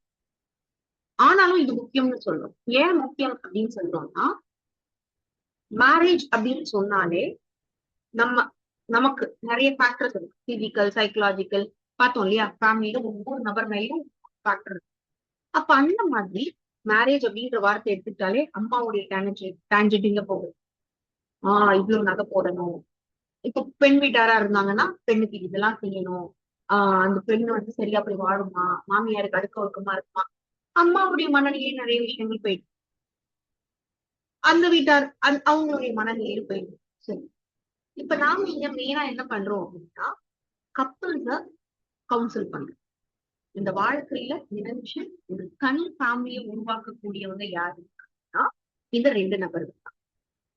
இப்ப நடக்கக்கூடிய மேரேஜஸ் இல்ல, இப்ப இல்ல, எப்பவுமே நடக்கக்கூடிய மேரேஜஸ்ல நம்ம என்ன பாக்குறோம், மேரேஜ் ஹால் எது பெஸ்டா இருக்கும், மேரேஜுக்கு ட்ரெஸ் எது சூப்பரா இருக்கும், டெஸ்டினேஷன் வெட்டிங் பண்ணலாமா, எந்த நம்ம ட்ரெஸ் பண்ணலாம், எந்த கலர் காம்பினேஷன் எது பெஸ்டா இருக்கும், எந்த ஷாப் பண்ணலாம், எவ்வளவு நகை போடலாம், எவ்வளவு ஷோ ஆஃப் பண்ணலாம், எல்லா விஷயங்களும் ஒரு நாள் ஃபங்க்ஷனுக்காக சில பேர் பேரண்ட் அவங்களுடைய வாழ்க்கை முழுசா சேவிங்ஸ் செலவழிச்சிருக்காங்க. அது சரி தப்பு அந்த இதுக்குள்ளார ஜட்மெண்ட்குள்ளார நான் போகிறேன். ஒவ்வொருத்தவங்க ஆடம்பரமா பண்றாங்க, ஒவ்வொருத்தவங்க சிம்பிளா பண்றாங்க, ஒவ்வொருத்தவங்க வாழ்க்கையில ஒரு நாள் நடக்கக்கூடிய செய்யலன்னா எப்படி, I leave up to that. அந்த ஜட்மெண்ட்குள்ளார நான் போகிறேன். ஆனா அதுல இருந்து நான் என்ன எடுத்துக்கிறேன் அப்படின்னா, ஒரு நாள் ஃபங்க்ஷனுக்காக இவ்வளவு பார்த்து செய்யக்கூடிய நம்ம சமுதாயத்துல, நம்ம கலாச்சாரத்துல கல்யாணம் அப்படின்றது 1000 காலுக்கு பையன். வெள்ளக்கார நாட்டுல வெஸ்டர்ன் வேர்ல்ட்ல நடக்கிற மாதிரி பிடிச்சிருந்தா தேர்ந்தெடுக்கலாம், பிடிக்கலாம் விட்டுடலாம் அப்படின்றது தெரியும். அப்போ இந்த ஒரு விஷயத்துக்காக அந்த தம்பதியர்கள் முதல்ல ரெடியா இருக்காங்க. வாழ்நாள் கமிட்மெண்ட், 1000 காலுக்கு பையன் சொல்றது ஹைலைட்டிங் கமிட்மெண்ட். இந்த கமிட்மெண்ட்டுக்கு ஆர் தே ரெடி? அப்ப அவங்க ரெடியா இருக்காங்களா இல்லையா, இது செக் பண்றது ப்ரீ மேரிட்டல் கவுன்சிலிங். இன்னொன்னு என்ன அப்படின்னா, மேரேஜுக்கு முன்னாடி இன்னொரு கலாச்சாரம் சார்ந்த விஷயம் என்னன்னா, 1000 பொய் சொல்லியாவது கல்யாணத்தை பண்ணலாம். அப்ப பொய் சொல்றதுனால லேட்டரான அது வெளியில வந்ததுன்னா சண்டைகள் வருது. கல்யாணம் நடந்துருது, அது நினைக்குமா தெரியாது. சோ இந்த ஒரு சில மித் எல்லாம் இருக்கு, அந்த மித்த பிரேக் பண்றது. இன்னொன்னு, ஹை ஆன் எக்ஸ்பெக்டேஷன்ஸ். நீங்க சொன்னீங்க இல்லையா, அந்த மாதிரிதான் எதுல இருந்து அந்த எக்ஸ்பெக்டேஷன்ஸ் உருவாகுது அப்படின்னா, நம்ம சோசியல் மீடியாவை பார்க்கறோம். நிறைய தாக்கங்கள், அவங்க அப்படி நடந்தது, அந்த நபர் அவங்க சூப்பரா இருக்காங்க, அவ்வளவு ரொமான்டிக்கா இருக்காங்க, அவ்வளவு குட் லுக்கிங்கா இருக்காங்க, இது அது என்னமோ எக்ஸ்பெக்டேஷன். பேரண்ட்ஸுமே என்ன சொல்றாங்க, நீங்க எதுவுமே செய்யக்கூடாது, நீ கல்யாணம் ஆனதுக்கு அப்புறமா என்ன வேணாலும் பண்ணிக்கோ, யாரும் உங்க கேட்க மாட்டாங்க. ஒரு பிராட் அப் ஸ்டைல். உங்களுக்கு என்ன ஆயிடுதுன்னா கல்யாணம் அப்படின்றது வந்து ஒரு பெரிய ஒரு டிரான்சிஷன். சில வீடுகள்ல அந்த மாதிரி சொல்றாங்க, சில வீடுகள்ல என்ன சொல்றாங்க, நீங்க ரொம்ப ஜாலியா வாழ்க்கை, கல்யாணம் நடந்ததுக்கு அப்புறமா மாமியார் உனக்கு செய்வாங்க, அப்பதான் உனக்கு புரியும் அம்மாவுடைய அறிவு. இன்னொரு ப்ராடக்ட். ஸோ என்னென்னமோ ஒரு கன்ஃபியூஸ் மனநிலைக்குள்ளாரதான் இந்த நபர்கள் இருக்காங்க. சில பேருக்கு ஃபேண்டசி இருக்கு, என் வாழ்க்கை அப்படியே மாறிடும். அந்த ஃபேண்டசி வேர்ல்டுக்குள்ளார நிறைய எக்ஸ்பெக்டேஷன்ஸ் அது இருக்கும் இது. ஆனா யதார்த்தமான வாழ்க்கையில அவங்க வந்து வாழும் போது என்ன இருக்கு, ஸ்ட்ரெஸ்ஸாஸ் இருக்கு, சேலஞ்சஸ் இருக்கு. ஹாப்பி மூமெண்ட்ஸ் அப்படின்றது வந்து கூட்டிட்டு போயிடுது. அவங்க படத்துல பார்க்கும்போது, சோசியல் மீடியால பார்க்கும்போது லைஃபே அதுதான் அப்படின்ற மாதிரி பிரம்மாண்டமா காட்டியிருக்காங்க. ஆனா இங்க வந்து பார்க்கும்போதுதான் வாழ்க்கையில அதுவும் ஒரு பார்ட், பட் நிறைய ரெஸ்பான்சிபிலிட்டிஸ் கூடி இருக்கு. இந்நாள் வரைக்கும் பேரண்ட்ஸ் உடைய இன்ஃபுளுன்ஸ்ல நம்ம வாழ்ந்துட்டு இருந்தோம். அவங்க எல்லாத்தையுமே பார்த்து பார்த்து செஞ்சுட்டு இருந்தோம். ஆனா இப்ப நம்ம தன்னந்தனியாக எல்லாத்தையுமே செய்ய வேண்டியது, அடுத்த ஜெனரேஷனை வெல்கம் பண்ண வேண்டியது, பேரண்ட்ஸா மாறக்கூடிய ரெஸ்பான்சிபிலிட்டி. ரெடியா இவங்க இணையக்கூடிய நபருடைய பர்சனாலிட்டி என்ன, அவங்க கிட்ட இருந்து என்ன எதிர்பார்க்க முடியும், என்ன எதிர்பார்க்க முடியாது. மேரேஜுக்கு முன்னாடி எல்லாருமே என்ன பண்றாங்க அப்படின்னு பாத்தீங்கன்னா, ஹாப்பி சைட் தான் எல்லாருமே எக்ஸ்போஸ் பண்றாங்க. நான் ரொம்ப பணக்காரன், நான் ரொம்ப நல்லவன், என்ன எல்லாருமே போடுறாங்க. ஸோ யாருமே அவங்களுடைய நெகட்டிவ் சைடை எக்ஸ்போஸ் பண்றது இல்லை. அண்ட் சென்சிட்டிவான இஷ்யூஸை வந்து பேசுறதே கிடையாது. ஒரு தன்மை வந்தால் அதை எப்படி நீங்க எடுத்துட்டு போகணும், யாருமே பேசுறது இல்லை. உங்களுக்கு என்ன பிடிக்கும், what is your favourite. So ஒரு ஸ்டேஜ் இருக்கு, ஒரு இன்ஃபாக்சுவேஷன் ஸ்டேஜ். அதுல வந்து போக்கர் எப்படி இருக்குன்னா, இன்னொரு நபரை நான் இம்ப்ரெஸ் பண்ணணும், அந்த ஸ்பௌஸ் வரக்கூடிய ஸ்பௌஸ் இருக்காங்க இல்லையா, அந்த நபரை நான் வந்து இம்ப்ரெஸ் பண்ணணும், அதுதான் போகுது. மத்தபடி வாழ்க்கைக்கு தேவைப்படக்கூடிய குரூஷியலான விஷயங்களை பத்தி யாருமே பேசல. அந்த குரூஷியலான விஷயங்கள் என்ன, ஒரு பிரச்சனை வந்தா இங்க பாருங்க, காமன் இஷ்யூ அட்ரஸ் ப்ரீமேரிட்டல். ஒரு கான்ஃபிளிக்ட் வந்தா அதை எப்படி நான் சால்வ் பண்றது, கம்யூனிகேஷன் எப்படி நான் சீர்படுத்திக்கிறேன், எப்படி இருக்கு கம்யூனிகேஷன். கம்யூனிகேஷன் சொல்றீங்க என்ன அது, தவளை தன் வாயால் கேள்விப்பட்டிருக்கீங்களா. ஆனா சைக்காலஜில நம்ம என்ன சொல்றோம் அப்படின்னா, கம்யூனிகேஷன் இஸ் தி கீ. தம்பதியர்களுக்கு வர பிரச்சனை அப்படின்னா கம்யூனிகேட் பண்ணணும், மனசுல இருக்கிறத பேசணும். ஆனா இங்க சும்மா பேசினாலே பிரச்சனை தான். அது எப்படி நம்ம கீயா மாறும், அதுதானே இருக்கிறதுக்கான ஒரு என்ன சொல்றது, ஆப்பாவே அதுதானே மாறுது, ஆப் இல்ல ஆப்பு. சோ தவளை தன் வாயால் கெடுங்கிற மாதிரி நமக்கு ஒரு தேவை இருக்கு அப்படின்னா, எனக்கு இந்த தேவை அப்படின்னு நம்ம கம்யூனிகேட் பண்றது இல்லை. இது கூட செய்ய தெரியாதா அப்படின்னா ஒரு ஆம்பளையா, எங்க அப்பா என்ன எப்படி வச்சிருந்தாரு தெரியுமா, இந்த ப்ராப்ளம் இருக்கக்கூடாது. பிளேம் கேம்ஸ் சொல்லுவோம், ஒருத்தரை டீல் பண்ணி சொல்றது, அட்டாக் பண்ணி பேசுறது. கம்யூனிகேஷன் நம்ம சீர்படுத்தணும். அந்த மேரிட்டல் லைஃப்ல இருந்து நான் என்ன எக்ஸ்பெக்ட் பண்ணலாம், always it is not gonna be the bed of roses. நம்ம எல்லாமே சுமூகமா இருக்கும், ஹாப்பியா இருக்கும், ஃபைனா இருக்கும், கிடையாது. ஸ்ட்ரெஸ் வரும், சேலஞ்சஸ் வரும், எதிர்பாராத மாற்றங்கள் வரும். அப்ப அதை எப்படி ஹேண்டில் பண்ணுவீங்க, சப்போர்ட் வந்தா ஹேண்டில் பண்றதுக்கான நிலைப்பாடு இருக்கா, அந்த ஸ்கில் இருக்கா. ஒரு ஜாபுக்கு எடுக்கிறதுக்கு முன்னாடி எவ்வளவு இன்டர்வியூ பண்றோம், ஒரு ஜாப் இல்லைன்னா இன்னொரு ஜாப் கிடைச்சிடும். ஆனா இந்த வாழ்க்கையை எப்படி கம்மிட் ஆகி குழந்தைங்க உருவாயிடுச்சுன்னா டிவோர்ஸ் போறது எவ்வளோ பாதிப்புக்குள்ளாக்கு. சோ ப்ரீ மேரிட்டல் கவுன்சிலிங்ல நம்ம டிஸ்கஸ் பண்ண மறுக்கக்கூடியதா இருக்கலாம், இல்ல மறக்கக்கூடியதா இருக்கு, அந்த விஷயங்களை போக்கஸ் பண்ணி பேசலாம். அப்பதான் இந்த மேரிட்டல் லைஃப்ல இருந்து நான் என்ன எடுத்துக்கலாம், என்ன எடுத்துக்க கூடாது, ஒரு நபருக்கு இருக்கக்கூடிய பர்சனாலிட்டி என்ன, ரெண்டு பேருக்குள்ளார ஒத்து வருமா ஒத்து வராத, கம்பேட்டபிலிட்டி இருக்குமா இருக்காது. ஃபேமிலின்னா அதனுடைய அர்த்தம் அவங்களுக்கு என்ன, ஃபேமிலின்னா என் அம்மா தான் என் ஃபேமிலி, அவங்கதான் எனக்கு தெய்வம். எஸ், உங்க அம்மா உங்களுக்கு முக்கியமானவங்க தான்.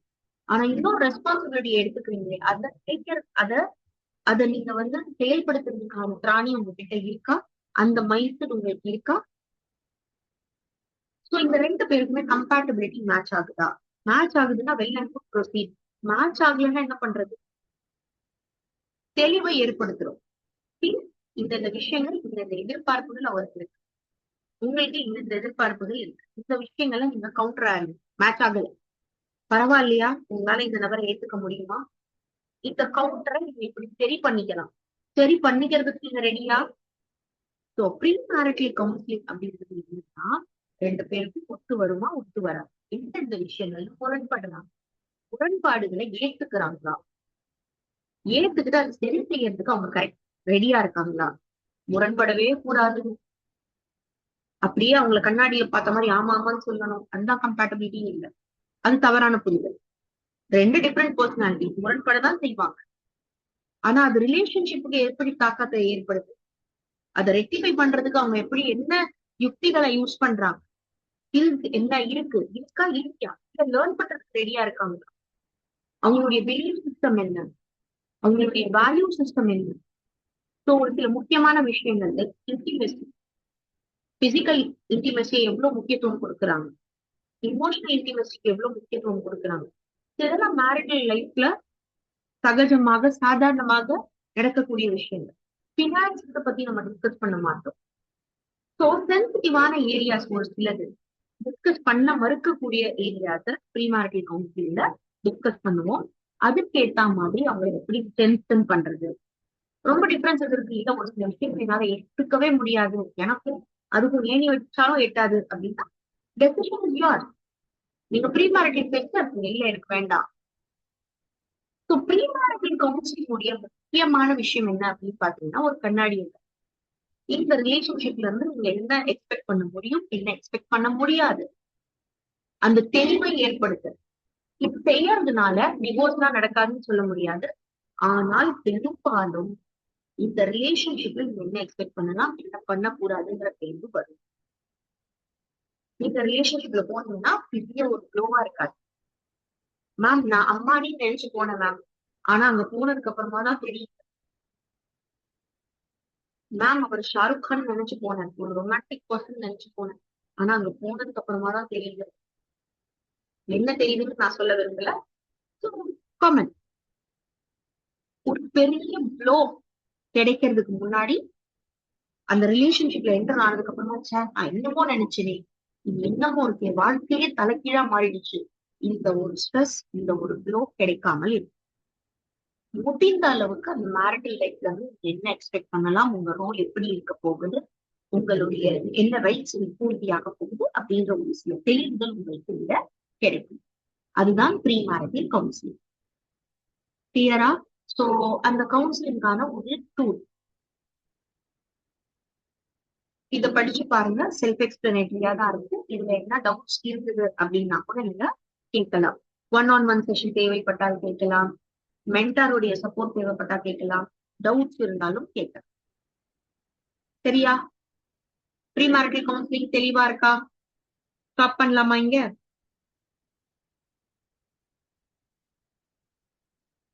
ஓகே. ஸோ சண்டேயும் அதுமா நான் ரொம்ப டைம் எடுக்க மாட்டேன், ஏற்கனவே 2 செஷன்ஸ் கொலாப் பண்ணதுனால கொஞ்சம் அதிகமாவே போயிடுச்சு, டூ ஹெவியா இருக்குன்னு நினைக்கிறேன். எதனா டவுட்ஸ் இருந்தா கேளுங்க, இல்லைன்னா கோத்ரூ பண்ணிட்டு நீங்க வாட்ஸ்அப்லயும் கேளுங்க, ஒன்றும் பிரச்சனை இல்லை. மேம் எனக்கு ஒரு டவுட். கேளுங்க. ரீசெண்டா இங்க பள்ளி ஜமாத்துல வந்து இந்த ப்ரீ மேரிட்டல் கவுன்சிலிங் ஸ்டார்ட் பண்றதா சொன்னாங்க. ம். ஆனா அது வந்து கேர்ள்ஸுக்கு மட்டும் ஆலிமாக்களை வச்சு செய்யறதுன்றாங்க, அது எப்படி கரெக்ட் ஆகும்? அது கரெக்ட் இல்லையா அப்படின்ற ஜட்மெண்ட்குள்ளார போறதுக்கு முன்னாடி நம்ம ப்ரீ-மேரிட்டல் கவுன்சிலிங் அப்படிங்கும் போது கொஞ்சம் அந்த சைக்கலாஜிக்கல் நாலேஜ் இருக்கணும், அதுதான் விஷயம். ஸோ சைக்கலாஜிக்கலா அவங்க ட்ரெயின்டா இருக்காங்க அப்படிங்கும் போது அவங்க செய்யலாம். புரியுதா உங்களுக்கு? இல்ல ப்ரீ மேரிட்டல் போது நீங்க கப்புள்ஸ் இதுன்னு தான் சொல்றீங்க, அப்படி இருக்கும்போது கேர்ள்ஸை மட்டுமே அதை ஃபோக்கஸ் பண்ணி சொல்லும்போது அது எப்படி நமக்கு இது பண்ண முடியும்? அதுவும் இல்லாம அவங்க ஆலிமாக்கள்னு மென்ஷன் பண்ணி தான் சொல்றாங்க, அவங்க நம்மளோட இஸ்லாமிக்கு வரி முறைப்படி தான் சொல்லுவாங்க, அதுல மோஸ்ட்லி எல்லா கேர்ள்ஸுக்கு தான் இப்படி அட்ஜஸ்ட் பண்ணி போகணும், இதை பொறுத்து போகணும் அப்படின்னு நிறைய நமக்கு தான் சொல்றாங்க. அப்போ அங்கதானே வந்து அந்த முரண்பாடு வருது. ஏன்னா நம்ம அம்மா காலங்களும் ஏத்திருப்பாங்க. இப்ப என் ஜென்ரேஷன் நான் 90s போது நானே சில விஷயங்கள்ல அதுல முரண்பாடா தான் இருப்பேன். ஈக்குவலா சில விஷயங்கள் இருக்கும்னு நினைப்பேன். அப்ப இப்ப ஜென்சின் போது இன்னுமே வேற மாதிரிதான் இருக்கு அவங்களோட இது. அப்ப அது ஜென்சிக்கு தான் இப்ப கொடுப்பாங்க ஆக்சுவலா சொன்னா ப்ரீ மேரிட்டல் கவுன்சிலிங். அது எப்படி அப்போ சரியா வருமா வராதா? நீங்க சொல்றது வந்து என்ன சொல்றீங்க அப்படின்னா, ஆலிமா பேஸ்டா இந்த ப்ரீ மேரிட்டல் கவுன்சிலிங் எடுத்துட்டு போனா அவங்க வந்து இஸ்லாமிக் பிரின்சிபிள்ஸ மட்டும் தானே இன்கார்பரேட் பண்ணுவாங்க. அவங்க பெண்களை தானே ரொம்ப இன்னைக்கு அட்ஜஸ்ட் பண்ணிருப்பாங்க அப்படின்னு சொல்லுவாங்க. பட் அவங்க என்ன பண்ணுவாங்கன்றத நான் ஜட்ஜ் பண்ண முடியாது. பட் ப்ராப்பரான ப்ரீ மேரிட்டல் கவுன்சிலிங் என்னவாக இருக்கும் அப்படின்றத நான் சொல்றேன். இப்ப பாருங்க, ப்ரீ மேரிட்டல் கவுன்சிலிங் அப்படின்றது வந்து 2 நபர்களுக்குள்ளார கம்பேட்டபிலிட்டி ஏற்படுமா, அந்த மேரிட்டல் லைஃப்ல அவங்களுடைய ரைட் என்னவா இருக்க போகுது, என்னென்ன அவங்க எதிர்பார்க்க முடியும், என்னென்ன ரைட்ஸ் அவங்க வாங்கிக்க முடியும், அண்ட் அவங்களுடைய டியூட்டிஸ் என்ன அப்படின்றத ஹைலைட் பண்ணி சொல்றதுதான் ப்ரீ மேரிட்டல் கவுன்சிலிங். இப்போ இந்த ப்ரீ மேரிட்டல் கவுன்சிலிங் நான் சொன்ன மாதிரி 1-on-1, இப்போ மணமகனை வச்சு பேசுறது, மணமகளை வச்சு பேசுறது, இந்த மாதிரி போகும். அடுத்ததாக நீங்க பாத்தீங்கன்னா, இந்த 2 நபர்களையும் சேர்த்து வச்சு இந்த விஷயங்கள முரண்பாடு இருக்கு, இதை நீங்க எப்படி ஏத்துக்கிறீங்க அப்படிங்கிற மாதிரி கப்பல் கவுன்சிலிங் மாதிரி கூட எடுத்துட்டு போவாங்க. இப்ப ஜமாத்துகள்ல செய்யும் போது என்ன அப்படின்னா, விமன் எம்பவர்மெண்ட் ரூபத்துல எல்லாருக்கும் கிளியரா கேக்குதா? Clear ma'am. கேக்குது மேம். சஹானா, உங்களுக்கு தான் இஷ்யூன்னு நினைக்கிறேன். You need to check your connection. So என்ன அப்படின்னு பாத்தீங்கன்னா, ப்ரீ மேரிட்டல் கவுன்சிலிங் அப்படிங்கும் போது சைக்கலாஜிக்கல் ஆஸ்பெக்ட், சைக்கலாஜிக்கல் ட்ரெயினா இருக்கக்கூடியவங்க இஸ்லாமிக் பிரின்சிபிள்ஸோட செய்யறாங்க அப்படின்னா அது பெஸ்டாக இருக்கு. அதனாலதான் இந்த மாதிரியான கோர்சஸ், ஃபேமிலி சைக்காலஜி, இது எல்லாமே வந்து காமனா எல்லா நபர்களுக்குமே போய் ரீச் ஆகணும் அப்படின்ற ஒரு ஆஸ்பெக்ட்ல நடக்கிறது தான் நீங்க எல்லாமே. புரியுதா? ஒரு பட்சமாக இது போகக்கூடாது, காமன் அண்டர்ஸ்டாண்டிங்கோட அது இருக்கணும். அததான் நானும் கேட்க வந்தேன். ஆடியோ இஸ் ஏன்னா நாட் இப்ப இருக்கிற ப்ரீமேரிட்டல் கவுன்சிலிங்ன்றது நம்ம இப்ப ஜென்சி ஆல்பா கூட இருக்க மாட்டாங்க, ஜென்சி இதுக்கு தான் நம்ம கொடுப்போம். அப்ப வந்து அது எப்படி சரி வரும்? ஏன்னா தனித்தனியா கூட 2 பேத்துக்கும் கொடுக்கலாம். ஏன்னா நம்மளோட இஸ்லாத்துல ஒன்னா நம்ம இது பண்ண முடியாது. அப்ப தனித்தனியா கூட 2 பேர்த்தையும் கூப்பிட்டு வச்சு கொடுக்கலாம்ல. இவங்க இப்படி ஒப்பீனியன் சொல்றாங்க, இவங்க இதுக்கு இது முரண்பாடு இருக்க, நீங்க அட்ஜஸ்ட் பண்ணிக்க முடியுமா அப்படின்னு கேட்கலாம்ல அப்படின்றதான் நான் கேட்கிறேன். ஆக்சுவலா என்னன்னா, you can just talk to them. அவங்க பெண்களை வச்சு மட்டும் பண்றதுமே வந்து அது சிறந்த ஒரு அப்ரோச்சாக இருக்காது. 2 நபர்களுமே அல்டிமேட்லி வாழ போறாங்க இல்லையா? ஒரு நபரை மட்டும், ஒரு ஜெண்டரை மட்டும் நம்ம சப்ரஸ் பண்ணோம்னா அது அக்ரெசிவா மாறும். இப்போ ஒரு நபரை மட்டும் நீ அட்ஜஸ்ட் பண்ணிக்கோன்னு சொல்லிட்டு இருக்காங்கன்னா எவ்வளவு நாள் வரைக்கும் அட்ஜஸ்ட் பண்ணுவாங்க? அவங்களுக்குமே எக்ஸ்பெக்டேஷன்ஸ் இருக்கும், அவங்களுக்குமே அந்த சுயம் இருக்கும் இல்லையா? அப்போ ஒரு நாள் அது டிஃபென்சிவா மாறும். எனக்கு மட்டும் எதுவுமே கிடைக்க மாட்டேங்குதே, நான் மட்டுமே எல்லாத்தையுமே விட்டு கொடுக்க வேண்டிய ஒரு நபரா இருக்கேனே அப்படின்ற விரக்தி ஏற்படும். 2 பேருக்குமே மியூச்சுவலா எடுத்துட்டு போறதுதான் ஒரு சீரான கவுன்சிலிங்காக இருக்கு. அண்ட் லிட்டில் சைக்கலாஜிக்கல் நாலேஜோட அவங்க இஸ்லாமிக் பிரின்சிபிள்ஸையும் மிக்ஸ் பண்ணி கொடுக்கும் போது அது பர்ஃபெக்டா போகும். இப்போ இன்னொன்னு என்னன்னா, இஸ்லாம்ல வந்து வெறும் பெண்களை மட்டுமே நீங்க அடங்கி போங்க, பொறுத்து போங்கன்ற மாதிரி சொல்ல கிடையாது. ஜென்ஸுக்கும் நிறைய விஷயங்கள் சொல்லியிருக்காங்க. மனைவியை எப்படி நடத்தணும், மனைவி கிட்ட எந்த மாதிரி நடந்துக்கணும், ஃபேமிலியை எப்படி பேலன்ஸா கொண்டு போகணும் அப்படின்னு. அப்ப வந்து அவங்களுக்கும் அந்த மாதிரி ஆலிம் சாக்களை வச்சு பண்ணா கொஞ்சம் கரெக்டா இருக்கும். அததான் நானும் சொல்ல வரேன். சொல்லக்கூடியவங்களை பொறுத்து இருக்கு, எல்லாமே இருக்குதுதான்.